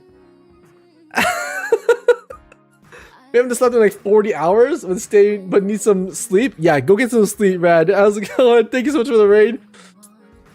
You can invade Texas with that Gundam. Oh, I love it. Yeah, welcome in, guys. Yeah, we're over here on YouTube if you'd like to join us. But yeah, thank you so much for the raid. I'll see you in 6 months. I'll see you in 6 months. All right, so. All right, this is the part that's really cool. You see this little joint right here? The one where my needle's in? It actually slides. Look at that. I don't know if the camera can pick it up, but like, look at that little piece. This one articulates left and right, but it also, oh my god, the camera is so bad, but it articulates, but it also slides in and out. Oh, So freaking cool. So freaking cool. I love that design. So that basically allows the arm or whatever it hooks into this to slide around the joint laterally like this to extend outwards and inwards. Ooh. All right. Now we need, what is this? I-20 and I-7. So yeah, this is 100% a therapeutic build. You just gotta you can mosey along, you know? I-7. Oh yeah, this one right here. So we need bam, damn, and click. I-7, I-20, 20 up here. Yeah. Bingo, I win. Are you, Marshall, you playing bingo? All right, so the instructions say I-7 and an I-20 goes inside I-7.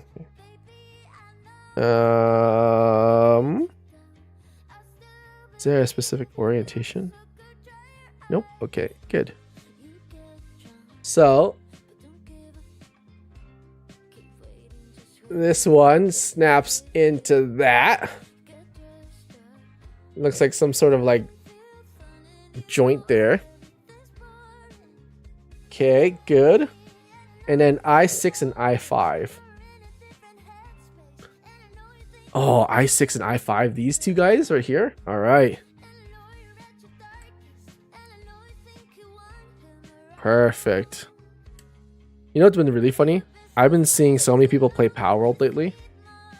And I love joining people on Power World.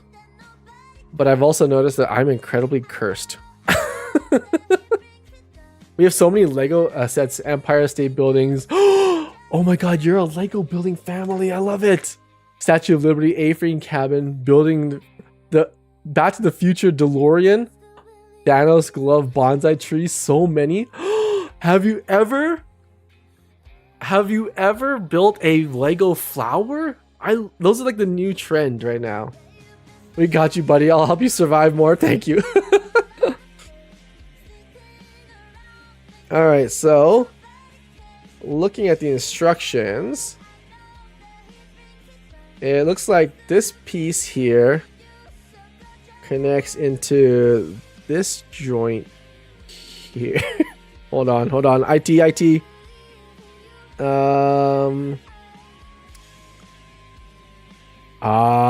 This joint right here. This guy goes into this. Oh, beauty. And then that guy, the I-7 piece, then goes inside here. I see. This is how the front torso moves backwards and forwards.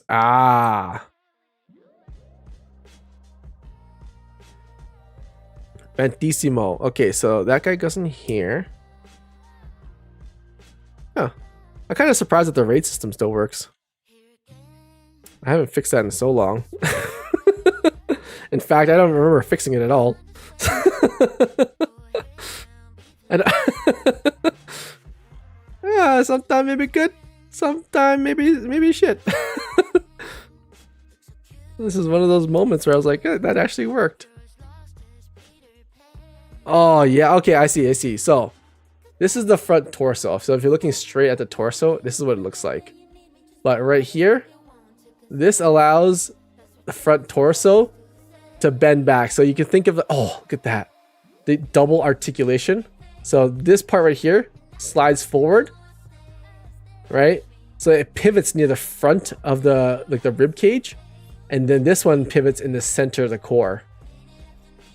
Oh, and I'm assuming that this small little bit of wiggle room right here is meant for something very specific in the future, which we will find out together, because I don't know. I don't know. But it's got to be important. The thing is, like, somebody. Oh, look at that. Even the hip part. I'm assuming this is the what is this? The abdominal. Even the abdominal has a little bit of like play left and right. Oh, heck yeah. I want to get the Van Gogh Starry Night set. Shut the front door. Is that actually a thing? My hands are itching to build something now. I don't have anything. Oh no. That's the downside of watching this stream. It is? It's like 3D? A 3D jigsaw? Dang. Yeah, okay, so this is I3. Let's grab I3. I3. Is that right? I3 and J56. Okay. I3.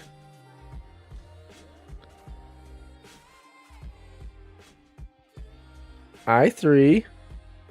And then J56. Okay, so when you're building these kits, sometimes they have a exclamation mark. It means do not mess this up. Whatever you do, do not mess this part up, okay? So let me show you this. When it says something like this, it's like exclamation mark. Do not mess this up. It's telling you like things like this is the orientation of the piece, and this is, oh my god, this camera is so bad. I'm gonna just show you on this one. Oh yeah, that's way better. Okay, so this one actually shows, oh god, that's even worse. I haven't done, okay, there we go. That's the inner orientation of that piece. So got to be extra careful of how we put that. That's basically what it means. I have an Asian, oh wait, so $800 Lego Millennium Falcon and $400 Lego Hogwarts. Wait, you're telling me that a Lego kit is $800? Oh my goodness, Lego my ego. I have a metal dragon kit like this. I still haven't touched. You should build it. Okay, let me read this real quick. So it looks, when I look at the piece, there's a double ring on that. Okay, that's the double ring. So when I look at this from top down, okay, so this is the double ring. There we go, just like that. I hope.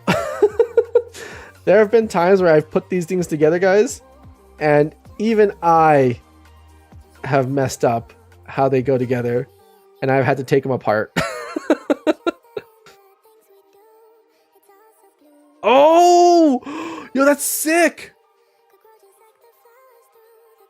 Oh, that is so freaking cool. Okay, let me show you guys. Hold on, sorry. I just don't want to break it. Oh, that is so cool. Okay, watch this. You see this shoulder pit right here? It actually it revolves on two different points, two different pivot axes. So when this thing articulates forward, it actually allows the shoulder to move forward. Oh, that pretty much allows for things like this. When you have a model, right? Normally your arms are just like this, right? But it allows the shoulder to now move forward, as if it's like, you know, like when you reach forward, your pectoral muscles, they collapse, right? This is the same thing. This is the front right shoulder. So as you reach forward, it allows the pectorals to collapse and then retract it. Oh, That's so cool. I found the MG version of your kit, Kenny. This is the MG version. Yeah, this is the MG Freedom. Oh. It's really neat, right? So when you see it's a little harder to move when it's like small like this because I don't have like big chunks. But yeah, oh, that's so freaking cool. I love that so much. It's on Amazon for $51. Really? I've been looking for this one for so long. So freaking long.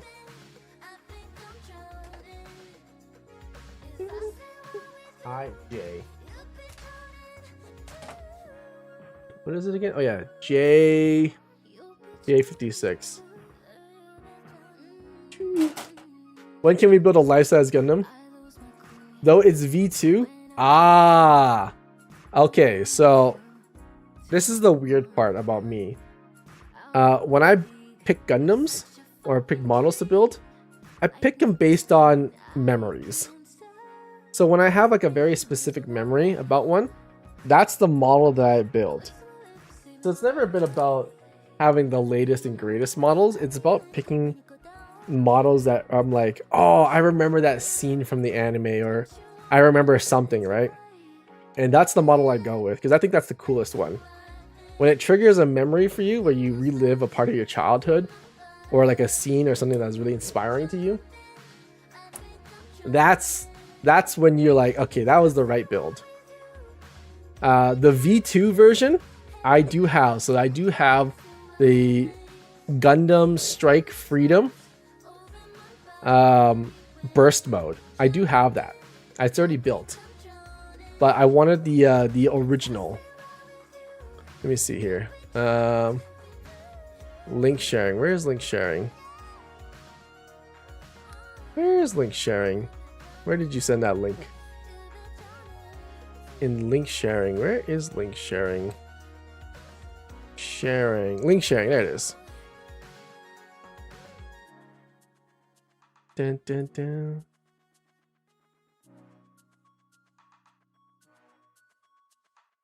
Hello? The V2. Oh, version 2. Hold on. Let me open this real quick.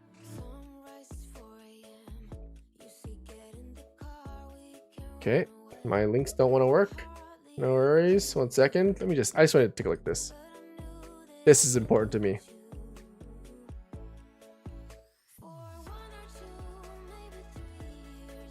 Oh wait, this is the same one.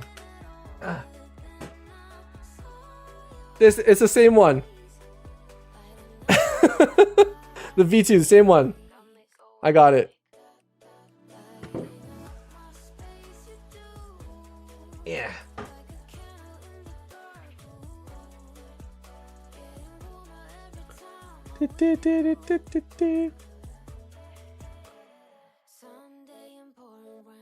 So get it if I've never built it before. If you know, if I would say watch a series and then pick a Gundam that you really love. That brings back a memory for you. Those are the ones you'll really enjoy building. Because it's one thing to just to take a recommendation from me and just to build it.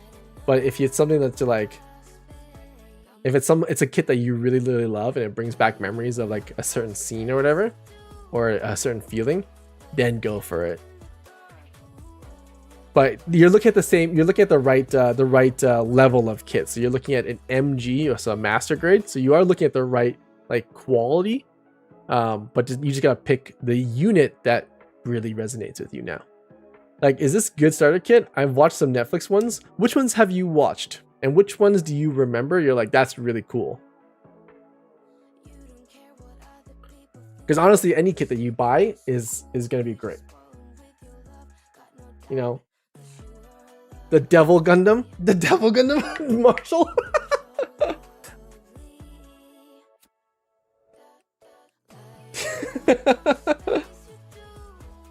Let's see. Ooh. Oh, the double shoulder articulation. Look at that. That shoulders like slide forward. which is totally gonna allow this guy to reach forward for something if he really wanted to. Oh, heck yeah. But I mean, to just like simply answer your question in like a broad sense, it's a great starter kit. In fact, I wouldn't even call it a starter kit. I would call it like, I would say this is like a great kit to just get into it, to really like dive into like how great the world is for Gundam building, for model building in general. You'll enjoy it. You'll enjoy it, but you'll love the end product more if you connect it with something that you like, you really enjoy, or you really love, a series you really liked. That's all I'm saying.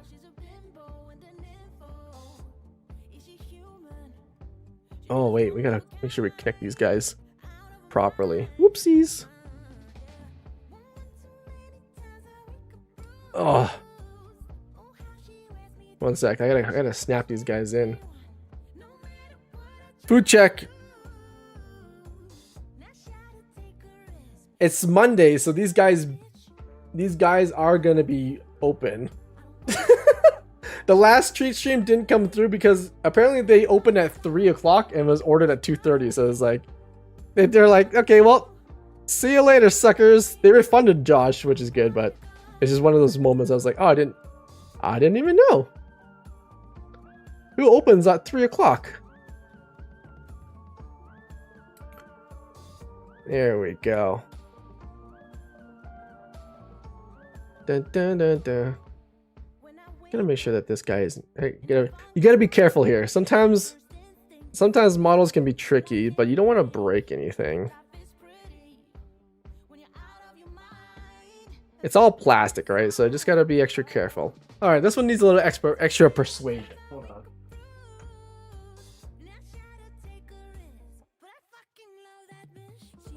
A little extra persuasion.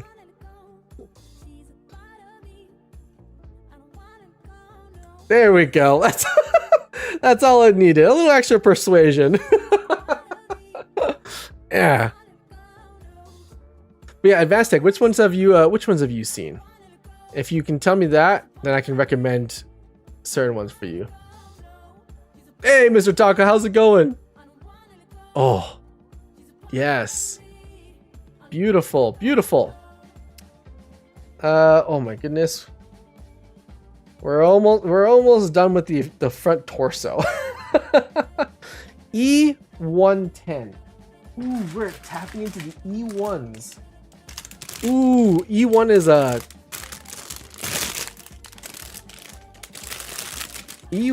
is a dark blue. Ooh, a navy blue piece. That's cool. That's cool. Trying to find a Netflix. Oh, you're talking about Iron-Blooded Orphans. Welcome, Chaos crew member, Mr. Taco. You're talking about Iron-Blooded Orphans if it's on Netflix. E10 and E11. Oh, these little guys? These two little armor platings right here? All right. You got it, bub. E10, E11. This looks like Lego, but a million times more complicated. It's not more complicated. It's just there's a many small pieces that contribute to the whole, is what it is. That's probably like the only complicated part. Let's see. I1, I2. I1. I2. Got it.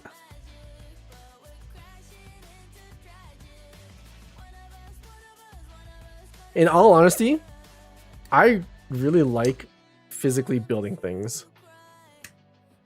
As of lately, my life has been revolving around programming and development on a computer. So I simulate everything virtually. And, you know, it's great. It's great. But sometimes I really need to like hold on to things, you know? I need to like touch things and like tinker with my hands. For those of you who don't know, even like late at night, I'll tinker with things. I'll like 3D print things and I'll just like build things. Yeah, I can show you guys this. Let me show you what I let me show you what I built last night.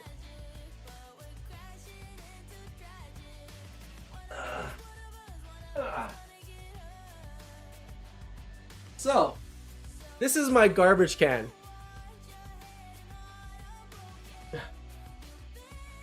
This is my garbage can. Okay. So, this is my garbage can. You'll notice right here, this little like weird bracket thing, right? So what happened before is when you opened the garbage can, when you stepped on this thing, you had to step on it all the way and then the lid would just open super slowly, right? I was like, no. I need my garbage can to be fast and responsive.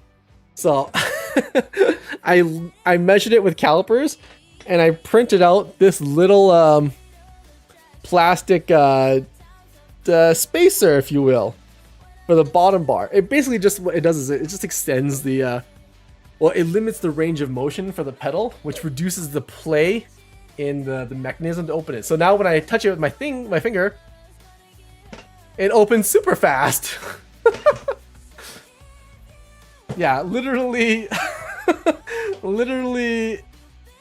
just printing out random little things to insert into other things.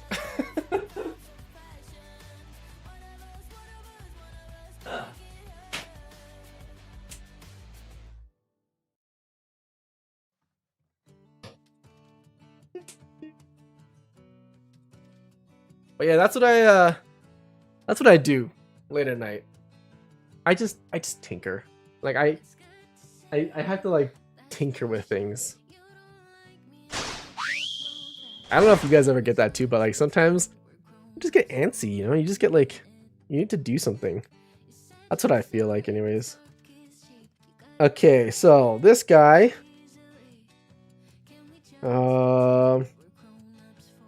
okay, hold on. I've lost track of this. Okay. This one goes in here. It was Gundam 00. Oh, advanced tech. Oh, yes. Okay. Oh my god. Gundam 00. I have the perfect Gundam for you then. Yes, with the GN drives? That's the one. Oh, yes, okay.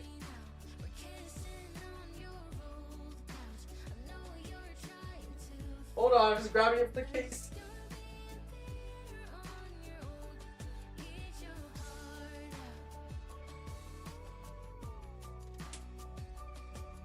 If that's the case, then the one I would recommend for you is the Exia. Oh, I kind of have him in a crazy pose right now.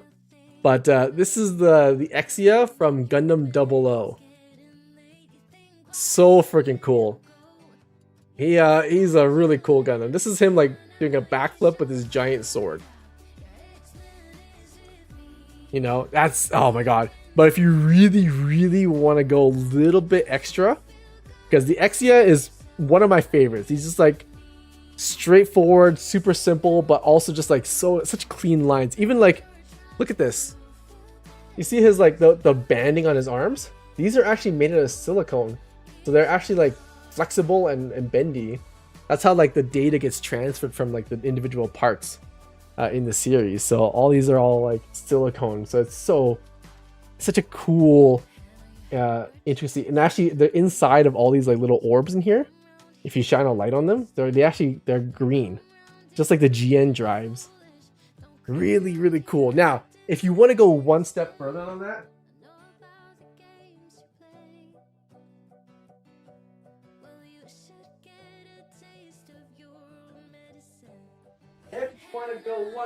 beyond.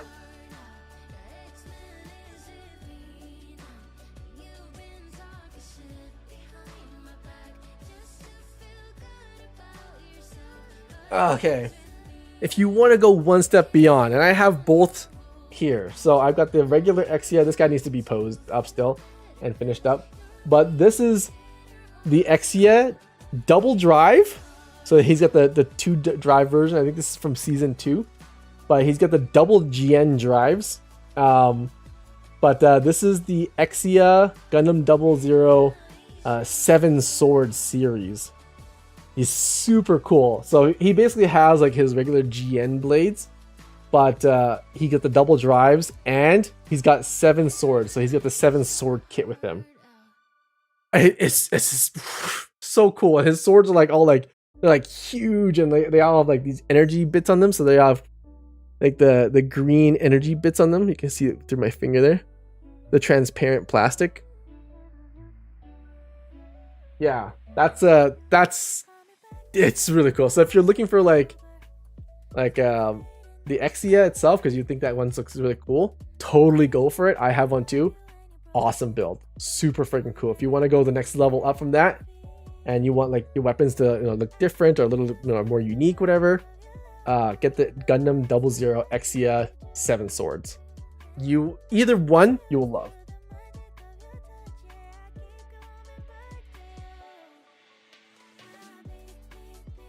Either one you will genuinely love.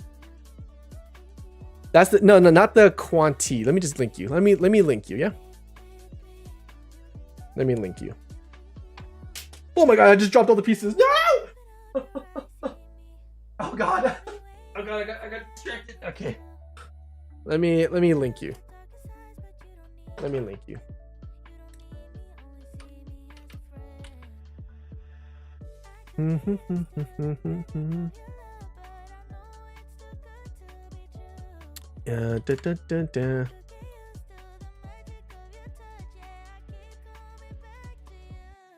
This one.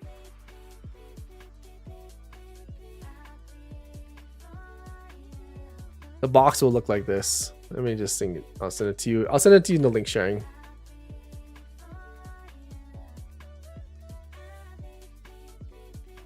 But yeah, this is let me see if I can bring this up for you guys. Actually, I can show everyone here.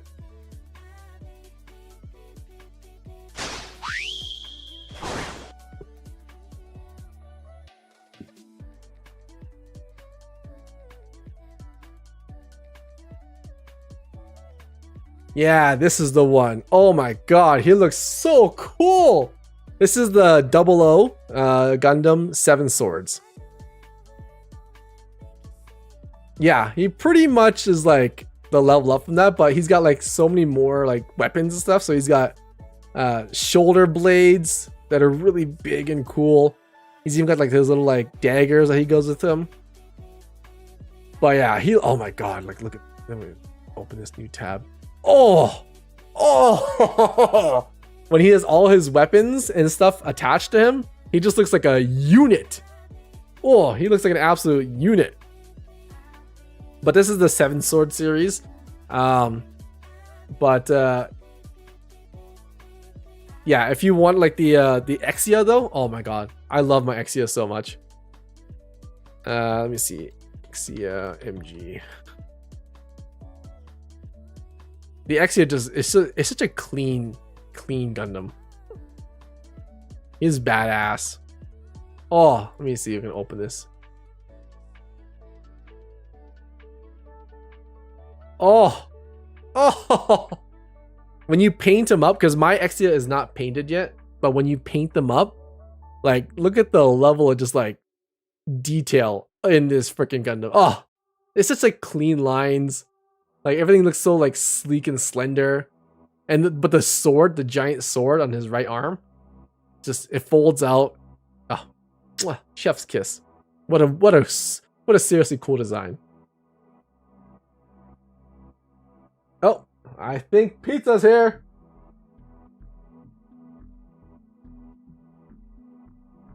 I think he's driving by.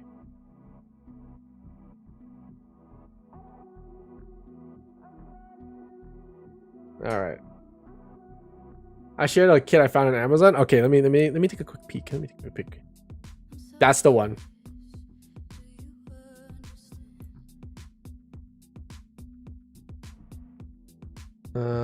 Copy.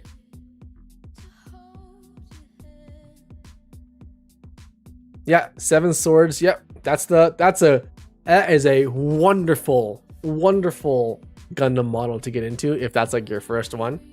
Like super nice. Plus, you have a variety of different weapons. You have a variety of different things and poses you can go into. I think you'd love it. And if you watch the next series, if you watch like the season 2 of the show you watched on Netflix, you'll see this Gundam in there too. So you'll see it. Oh, I think food's here. Yeah. Oh. Okay. I'll be right back. Food's here.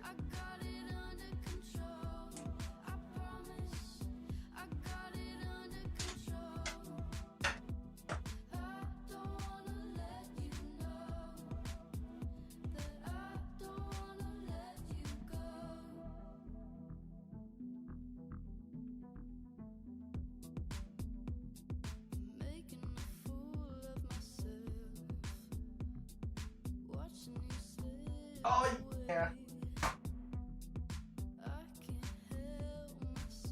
Woo! Jessica, it's finally here. We finally got it.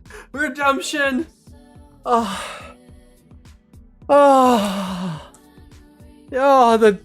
donair pizza.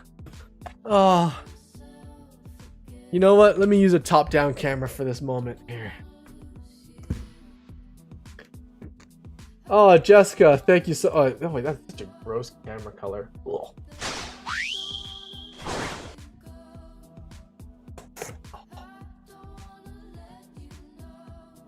Evie, zoom in. You stinking robot. Oh yeah.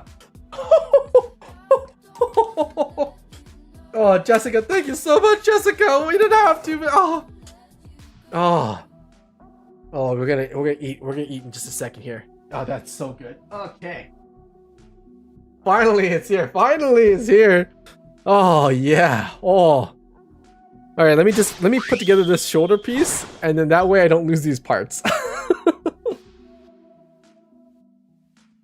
Because that would be the worst. And then we feast like no other. Okay. So this guy is that guy, which means this guy.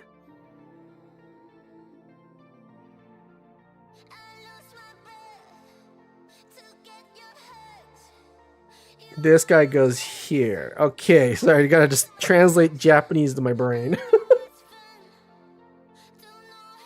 Okay, so if I hold this like this, I place the Oh, that is sick. Okay, let me show you guys. That's next level. Oh, that's metal. That is freaking metal. That is so cool. Okay, let me show you this real quick. This is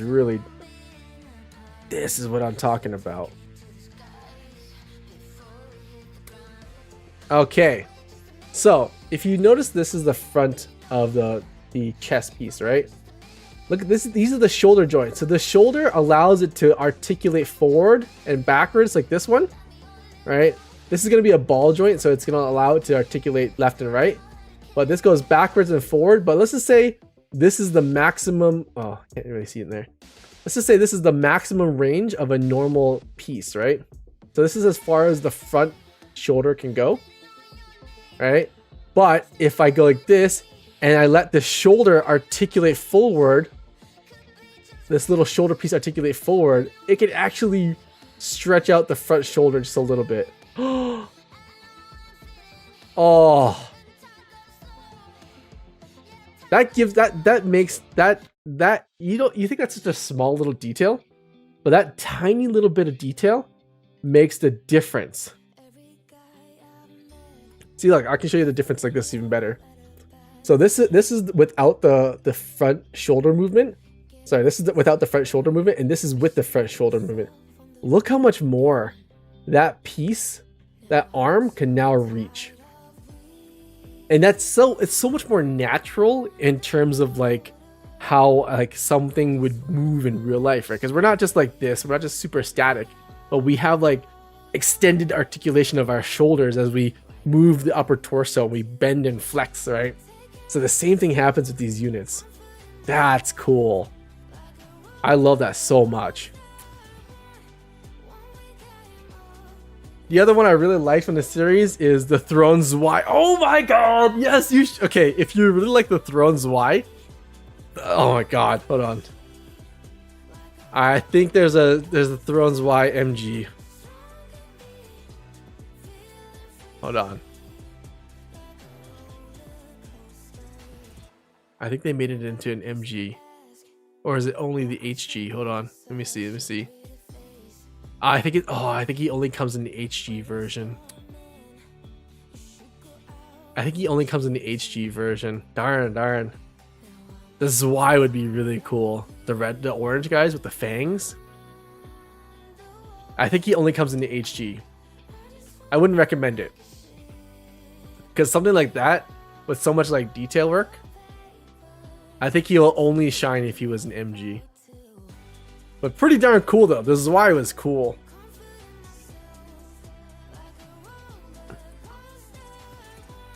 Oh, I Mondays are my chill days now. I love like nerding out about these little things. It's so cool. You know, like it's just so cool. Ah, I love it. In an H8. I want to eat this pizza. So what I'm gonna try to do is I'm gonna try to get this last piece on here and let my hands get oily and delicious.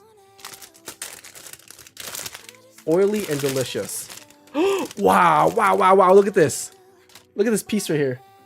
So a lot of kits will come with color pieces, but the cool thing about Gundams is they actually have beam weapons. They have beam weapons. So when you have a kit like this, you actually get a bunch of beam weapons, and how they portray those beam weapons is it's actually just, it's clear. It's clear extruded plastic. That's just, oh, so cool. H8. Okay, so we need this guy right here. H8, come on down.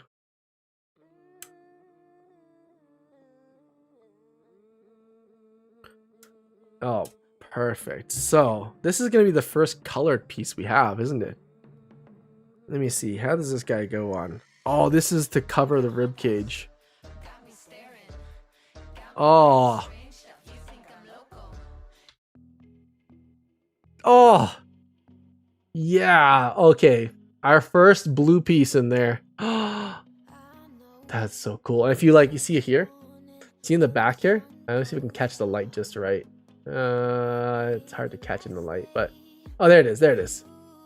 You see that there's like little dots on there? A lot of these pieces are literally filled with those little dots and lines and indents that the markers, the little hack I told you earlier, those bring out those details so well. And then when you look at it, you're like, wow, you never realize how much those little details make the piece. They make the unit. They make the thing just stand out. But it's like this thing is literally loaded with it. It's just we're almost done the first bit of the torso. I feel like we should just finish the torso. Let's just finish the torso and then we can go from there. E18, E118, E1, right? And 18. Ooh, oh, the front. It's a front piece. Ah, this one is the front guard for the cockpit. And an I16. I16. Right here. Yeah, this is the front shield for the cockpit. Ooh, fascinating.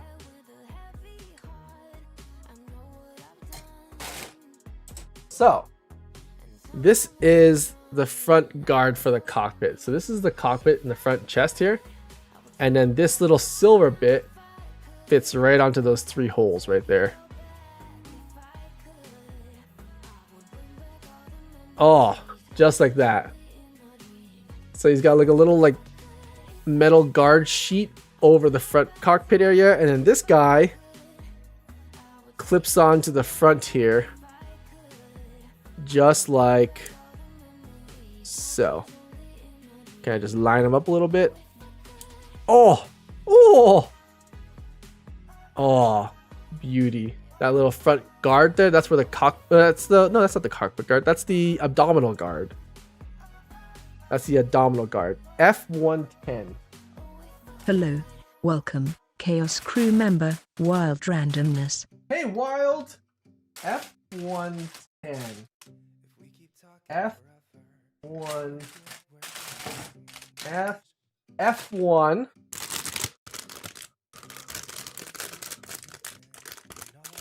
F1. Oh God.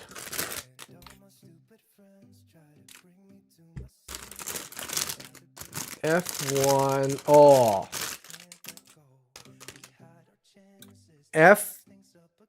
F1 10. Oh, this guy right here.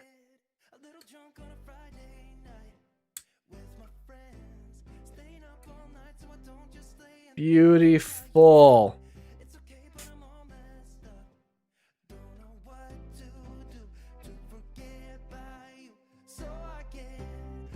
Little music. Beautiful. How's it going, Wild? So this guy goes on top. F110.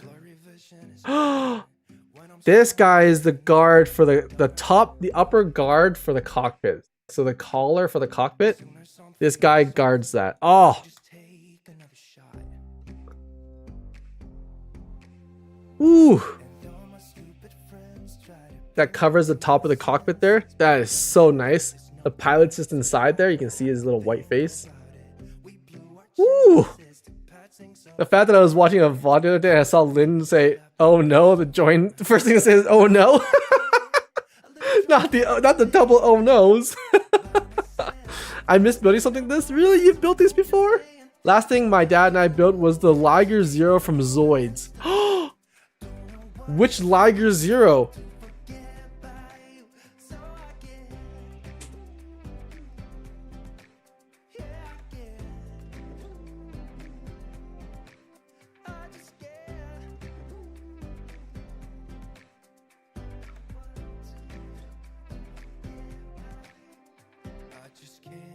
Which Liger Zero? The white one? I forgot. Because I have the Liger Zero Schneider, the orange one. I have to pose them still, but do these claws look similar? They should, but this is the Liger Zero Schneider, the orange version of him. Oh, so cool! I gotta refix this guy. I wanted the Schneider. The Schneider's my favorite. He's my favorite. But look at his. Oh, I got his face and stuff. I love Zoids too.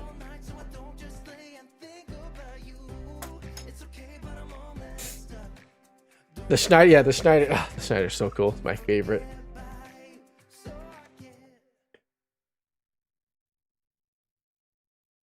Poor Sunshine is being tortured with Jigsaw. No, oh, not the last piece. We're gonna finish this up and then we're gonna take a little food break. Oh, this is I-33, I-34. I-33, I-34.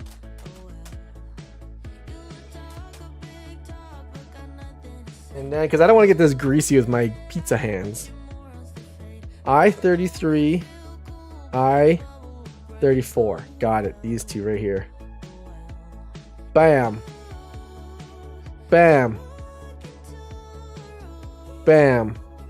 Oh wait, by the way, if anyone's building these and they feel like they've messed up, don't ever feel like nothing is irrecoverable. I've accidentally cut so many pieces on Gundams. I've messed up so many times on these that honestly, you can always recover from them. You can always make them part of the build, you know? Don't stress out if you mess up. I had to plastic weld so many things. Oh, that's the neck cowling. So this neck cowling fits just like that. Oh! Oh! There we go. That's the neck cowling that allows the neck to articulate left and right like this. Ooh! Beautiful, beautiful. And then the E19. E119. E119. E1 19. Oh, here we go. This is the the lower section of the cockpit. Lower section of the cockpit door. Okay, so this guy literally slides in just like that. The lower cockpit door. Oh! Oh! There we go. Lower cockpit door. Perfect. E116.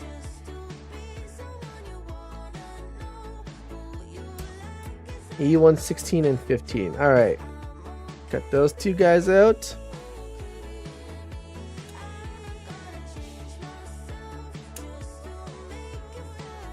Cat is situated now. Cat, crisis averted.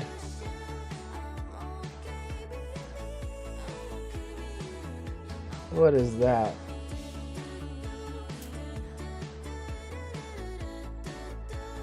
B21. What the heck is a B21? I've had. Wait. Where else is B? Where is that? F B2.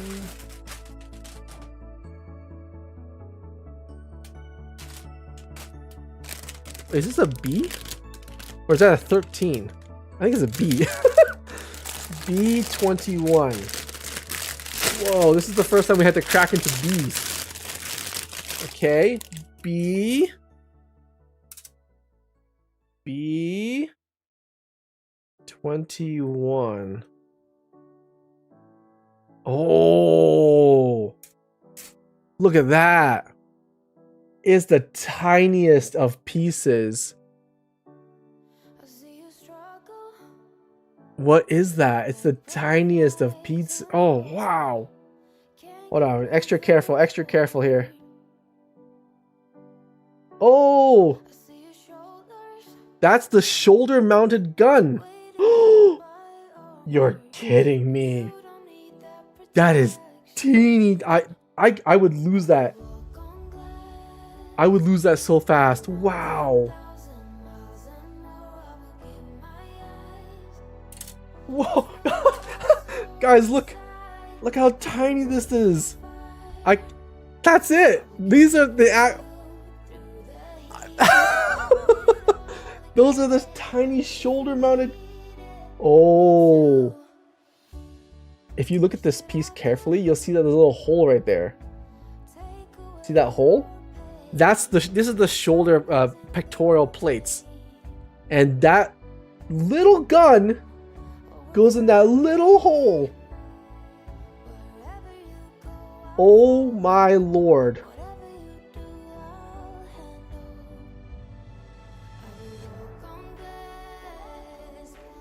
Oh, I have to. Oh, hold on, we're tweezering.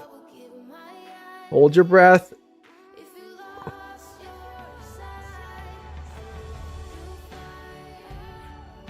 Oh. Hold on, you're joking me. I'm shaking. I am shaking right now. Wowzers. If I pinch too hard, this thing is going to Narnia.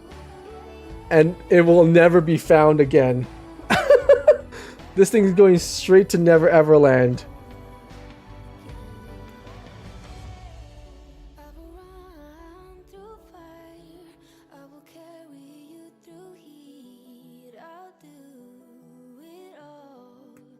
Oh, I heard it click. Oh. Oh.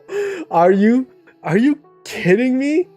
That thing is That's it. That's the shoulder-mounted pectoral gun. Oh. Okay, so it's got to click. Okay, Kenny. Of course it's got to click. Everything's got to click in this world. Okay. Oh! No! I actually just lost it! Wait. Oh my god, I pinched it too hard! Please! Please, no, please!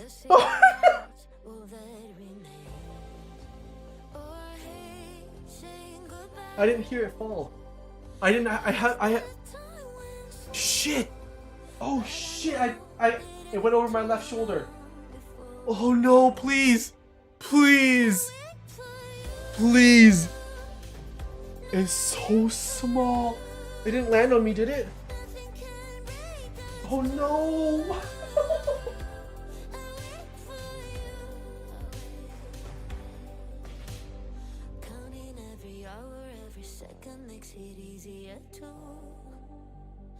Oh shit! Oh shit! Oh, I actually just lost it. No! No! Oh no! Okay, this is not a false alarm. Okay, it clicked and it went like this way. Trajectory went this way. So it has to be over here. Oh. Oh no!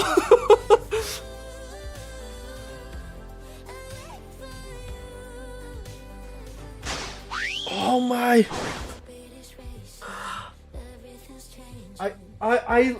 It could be anywhere. It could. Oh no! Actually, did I step on it? What is that? No, that's a piece of rice. That's not it. Oh shoot! Oh no! I lost it! Is it on the couch?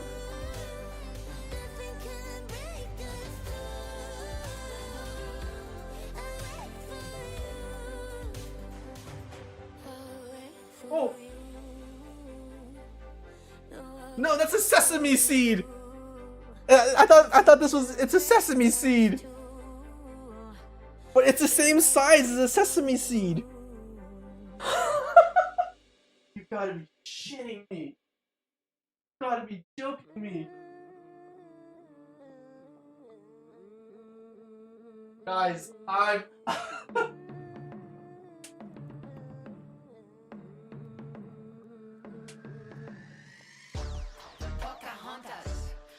Staring, got me wearing strange stuff. You think I'm loco?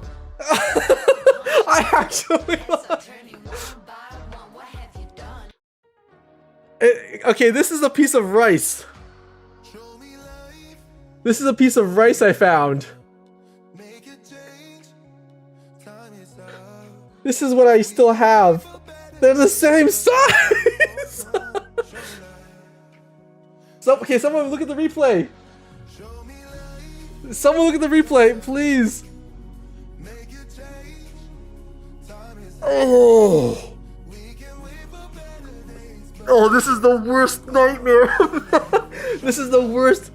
Are you sure that's not it? No, it's a piece of rice. It's very similar though, but that's a piece of rice.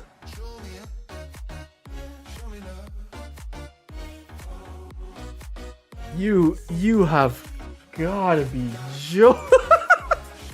Can we use it instead? Okay, someone check the VOD. Someone check the VOD. I saw it. It went like. I clicked. It clicked in my hand and it went that way. Is it on the light? No. I can't believe I just lost a piece. I can make. Oh no.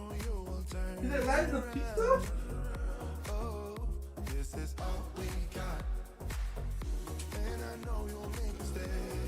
Now you know what? That thing is in Narnia now. The real question is, do I remove the other piece I had to make it even on both sides? You can't even 3D print it. It's probably way too small.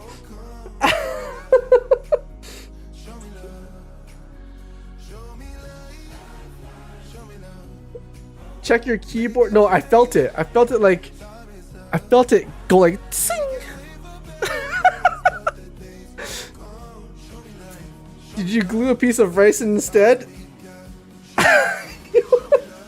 You want me to just glue a piece of rice in? Alright, fine. Oh, I can't believe that this happened. That's crazy. That's crazy. Alright, well, you know what? New lesson for everyone. When you're building Gundams, just be extra careful of tiny, tiny pieces, okay? What piece number was that again? That was B21. B21. Okay, I'm gonna show you guys. So this is what it looks like, okay? This one is the one I still have, and then this one is missing it. Does it look okay if I miss it? Brimforge, how's it going? Does it take away from the aesthetic? It does. It takes away. I have to find it. Oh my lord. Oh my lord. 3D print. Okay. Oh my goodness. I think it could be a little. Crisis averted. I lost the last piece of the puzzle too. I ravaged my bed to find it. I'm glad you found your piece. Now pray for me. Start praying. Oh, is it on the pizza? Is it in the pizza? Oh my god, I'm gonna have so much good pizza tonight. No, Kenny, focus, please.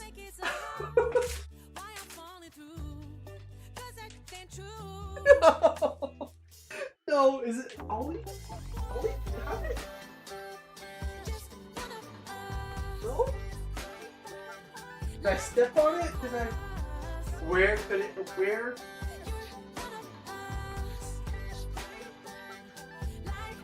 Where in the Joneses could it have gone? Where? I think it's gone, guys. Okay,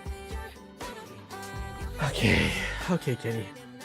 Now we think about solutions. Okay. I couldn't see it in the VOD. Okay. Now we think about it. 3D print it? I'd have to make it so tiny. It is the most tiniest of pieces.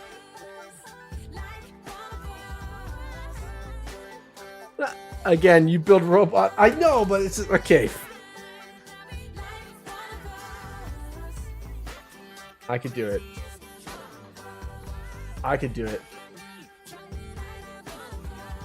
Okay. Hold on. Let me remove this piece and then let me just. Okay, this is the piece I'm looking for. Just for size reference.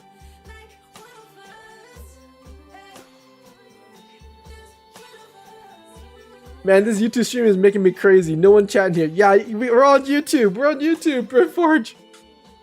I showered today and now I'm sweating and panic less. Oh, okay. This is what I'm freaking looking for. Okay. We do not lose this one. I will 3D print a new one and I will put it in after that. Oh, you need to find that. Yes, and that's the part I'm missing.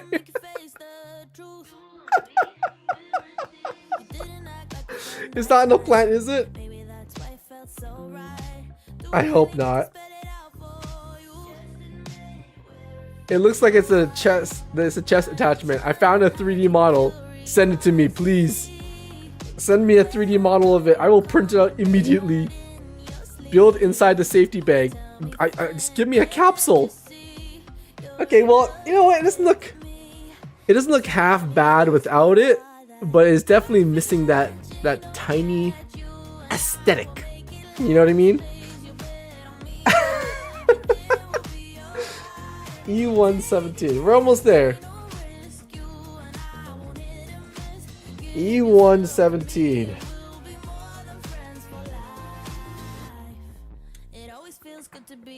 It's only on a sketchpad, it's not a printable. Oh, I wonder if I can save it as an STL. Okay. Crazy. Oh, we're almost done this chest piece and then we can eat some pizza. I hope it's not in the pizza because that would be unfortunate. That would be very unfortunate if it was in the pizza. Because then I would just eat it. I-17 or I-14, sorry. Almost there. I-14.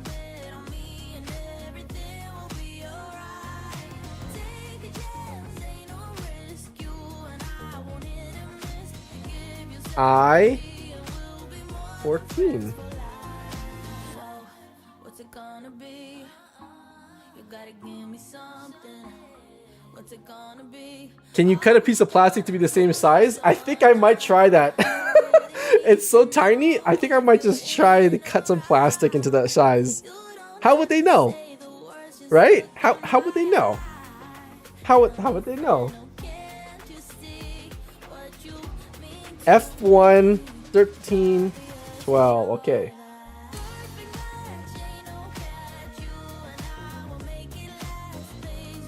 Just gotta finish up this build.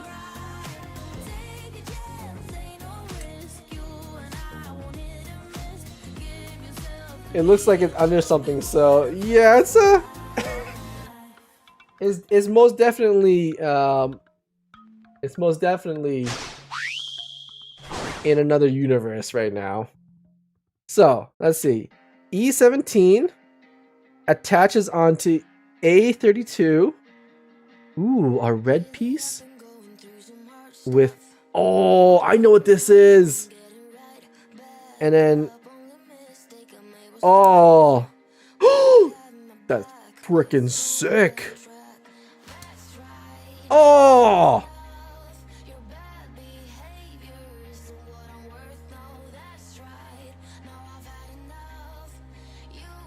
these are vents. These are the front vents for the armor pieces. Now these vents are super important because they are what allow the unit to vent out excess heat during re-entry into the atmosphere.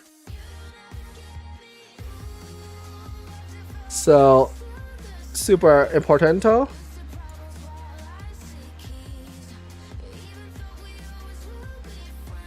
There we go. Oh, look at this, guys. So this is how the cockpit opens, even in the series. So the cockpit actually opens frontally, like it's kind of like. So this is the top of the cockpit, and it actually slides forward like this, and then the pilot crawls out of that little hole right there. That's how the actual the show had it as well. And then when the pilot's in, the front piece cocks back, and then they're inside the cockpit. Oh, that's so nice. Oh. See you later, Brimforge. Beautiful. Just 3 more pieces. A7, 1, and 6. A7,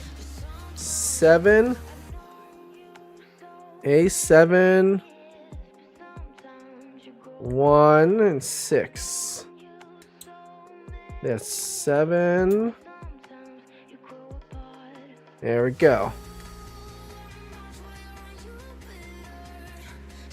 A716. Perfect.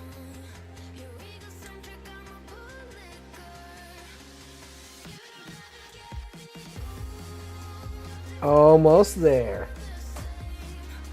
So the white pieces. So this guy actually attaches to the back. Oh. That's the lower back shielding for the spine. Fantastic. And these guys are the abductors. Oh, these guys are the abductors. Okay, so this one has to face the back. Got it. Just like that. Oh! And now we have abductor muscles. 2 more pieces. I8. I8.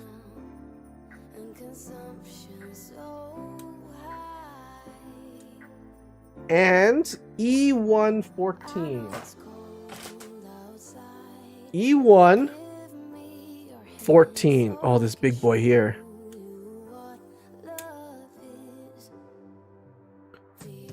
Ooh. So, I8 goes in first. So this is the vents that hook this model up to like a stand or something. So that's important to put it in properly. Because the stand actually clips it. Oh no, sorry, the wings actually clip in right there. Right? And this guy clips in right here into this lower section. Oh! Oh! Yay! We're like 99% done. We're 99% done. Wow. Look at that. And look, the plates in the front here actually have a little bit of gap, a little bit of playroom, so that this guy can actually move forward and backwards as it needs it. Wow. Perfect. All right, torso completed.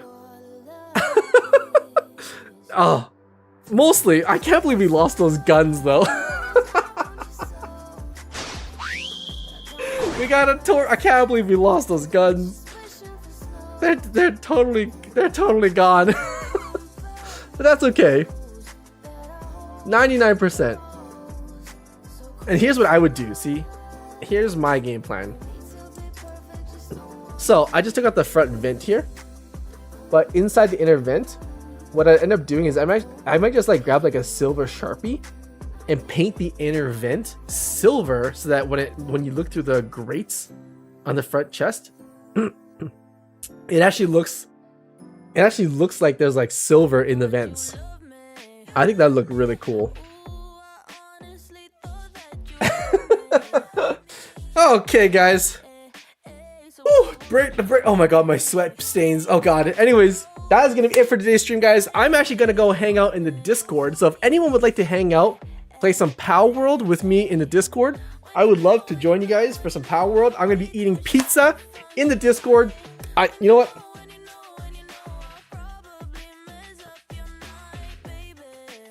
I gotta take a slice right now. Oh, and it's still hot. Oh, let me just. Oh my god, that's. Oh, it's so hot. Ow, ow, ow, ow, ow, ow, ow, ow.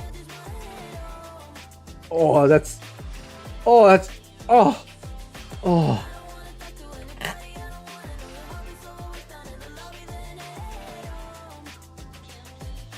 Oh my god. The juiciness.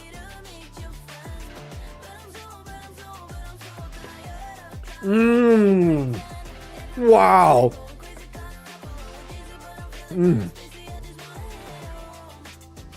Thank you so much, Jessica. Oh. Alright, let's play some Power World. Power World time.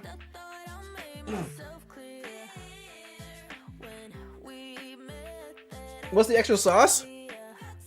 It's a garlic sweet sauce. Mmm.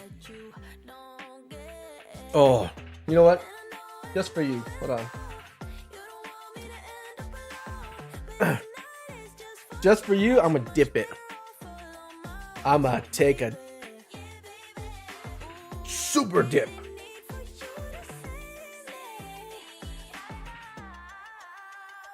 Evie, zoom in. Affirmative. Oh, now you work. Oh. Oh. Uh-oh.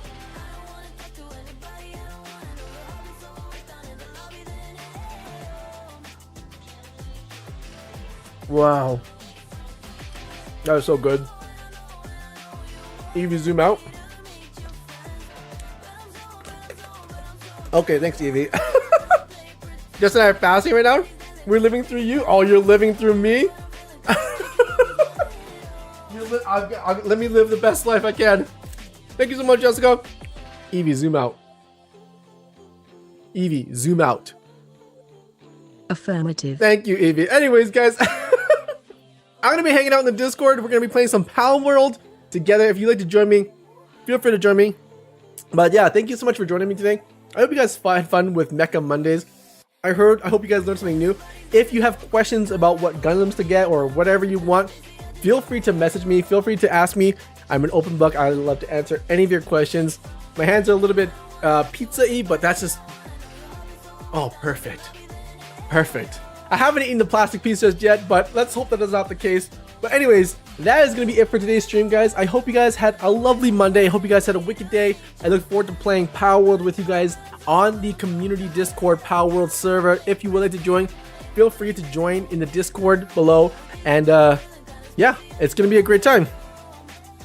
Can't wait to play some more. Can't wait to be homeless again. But guys, that's going to be it for today's stream. And I will see you nerds next time.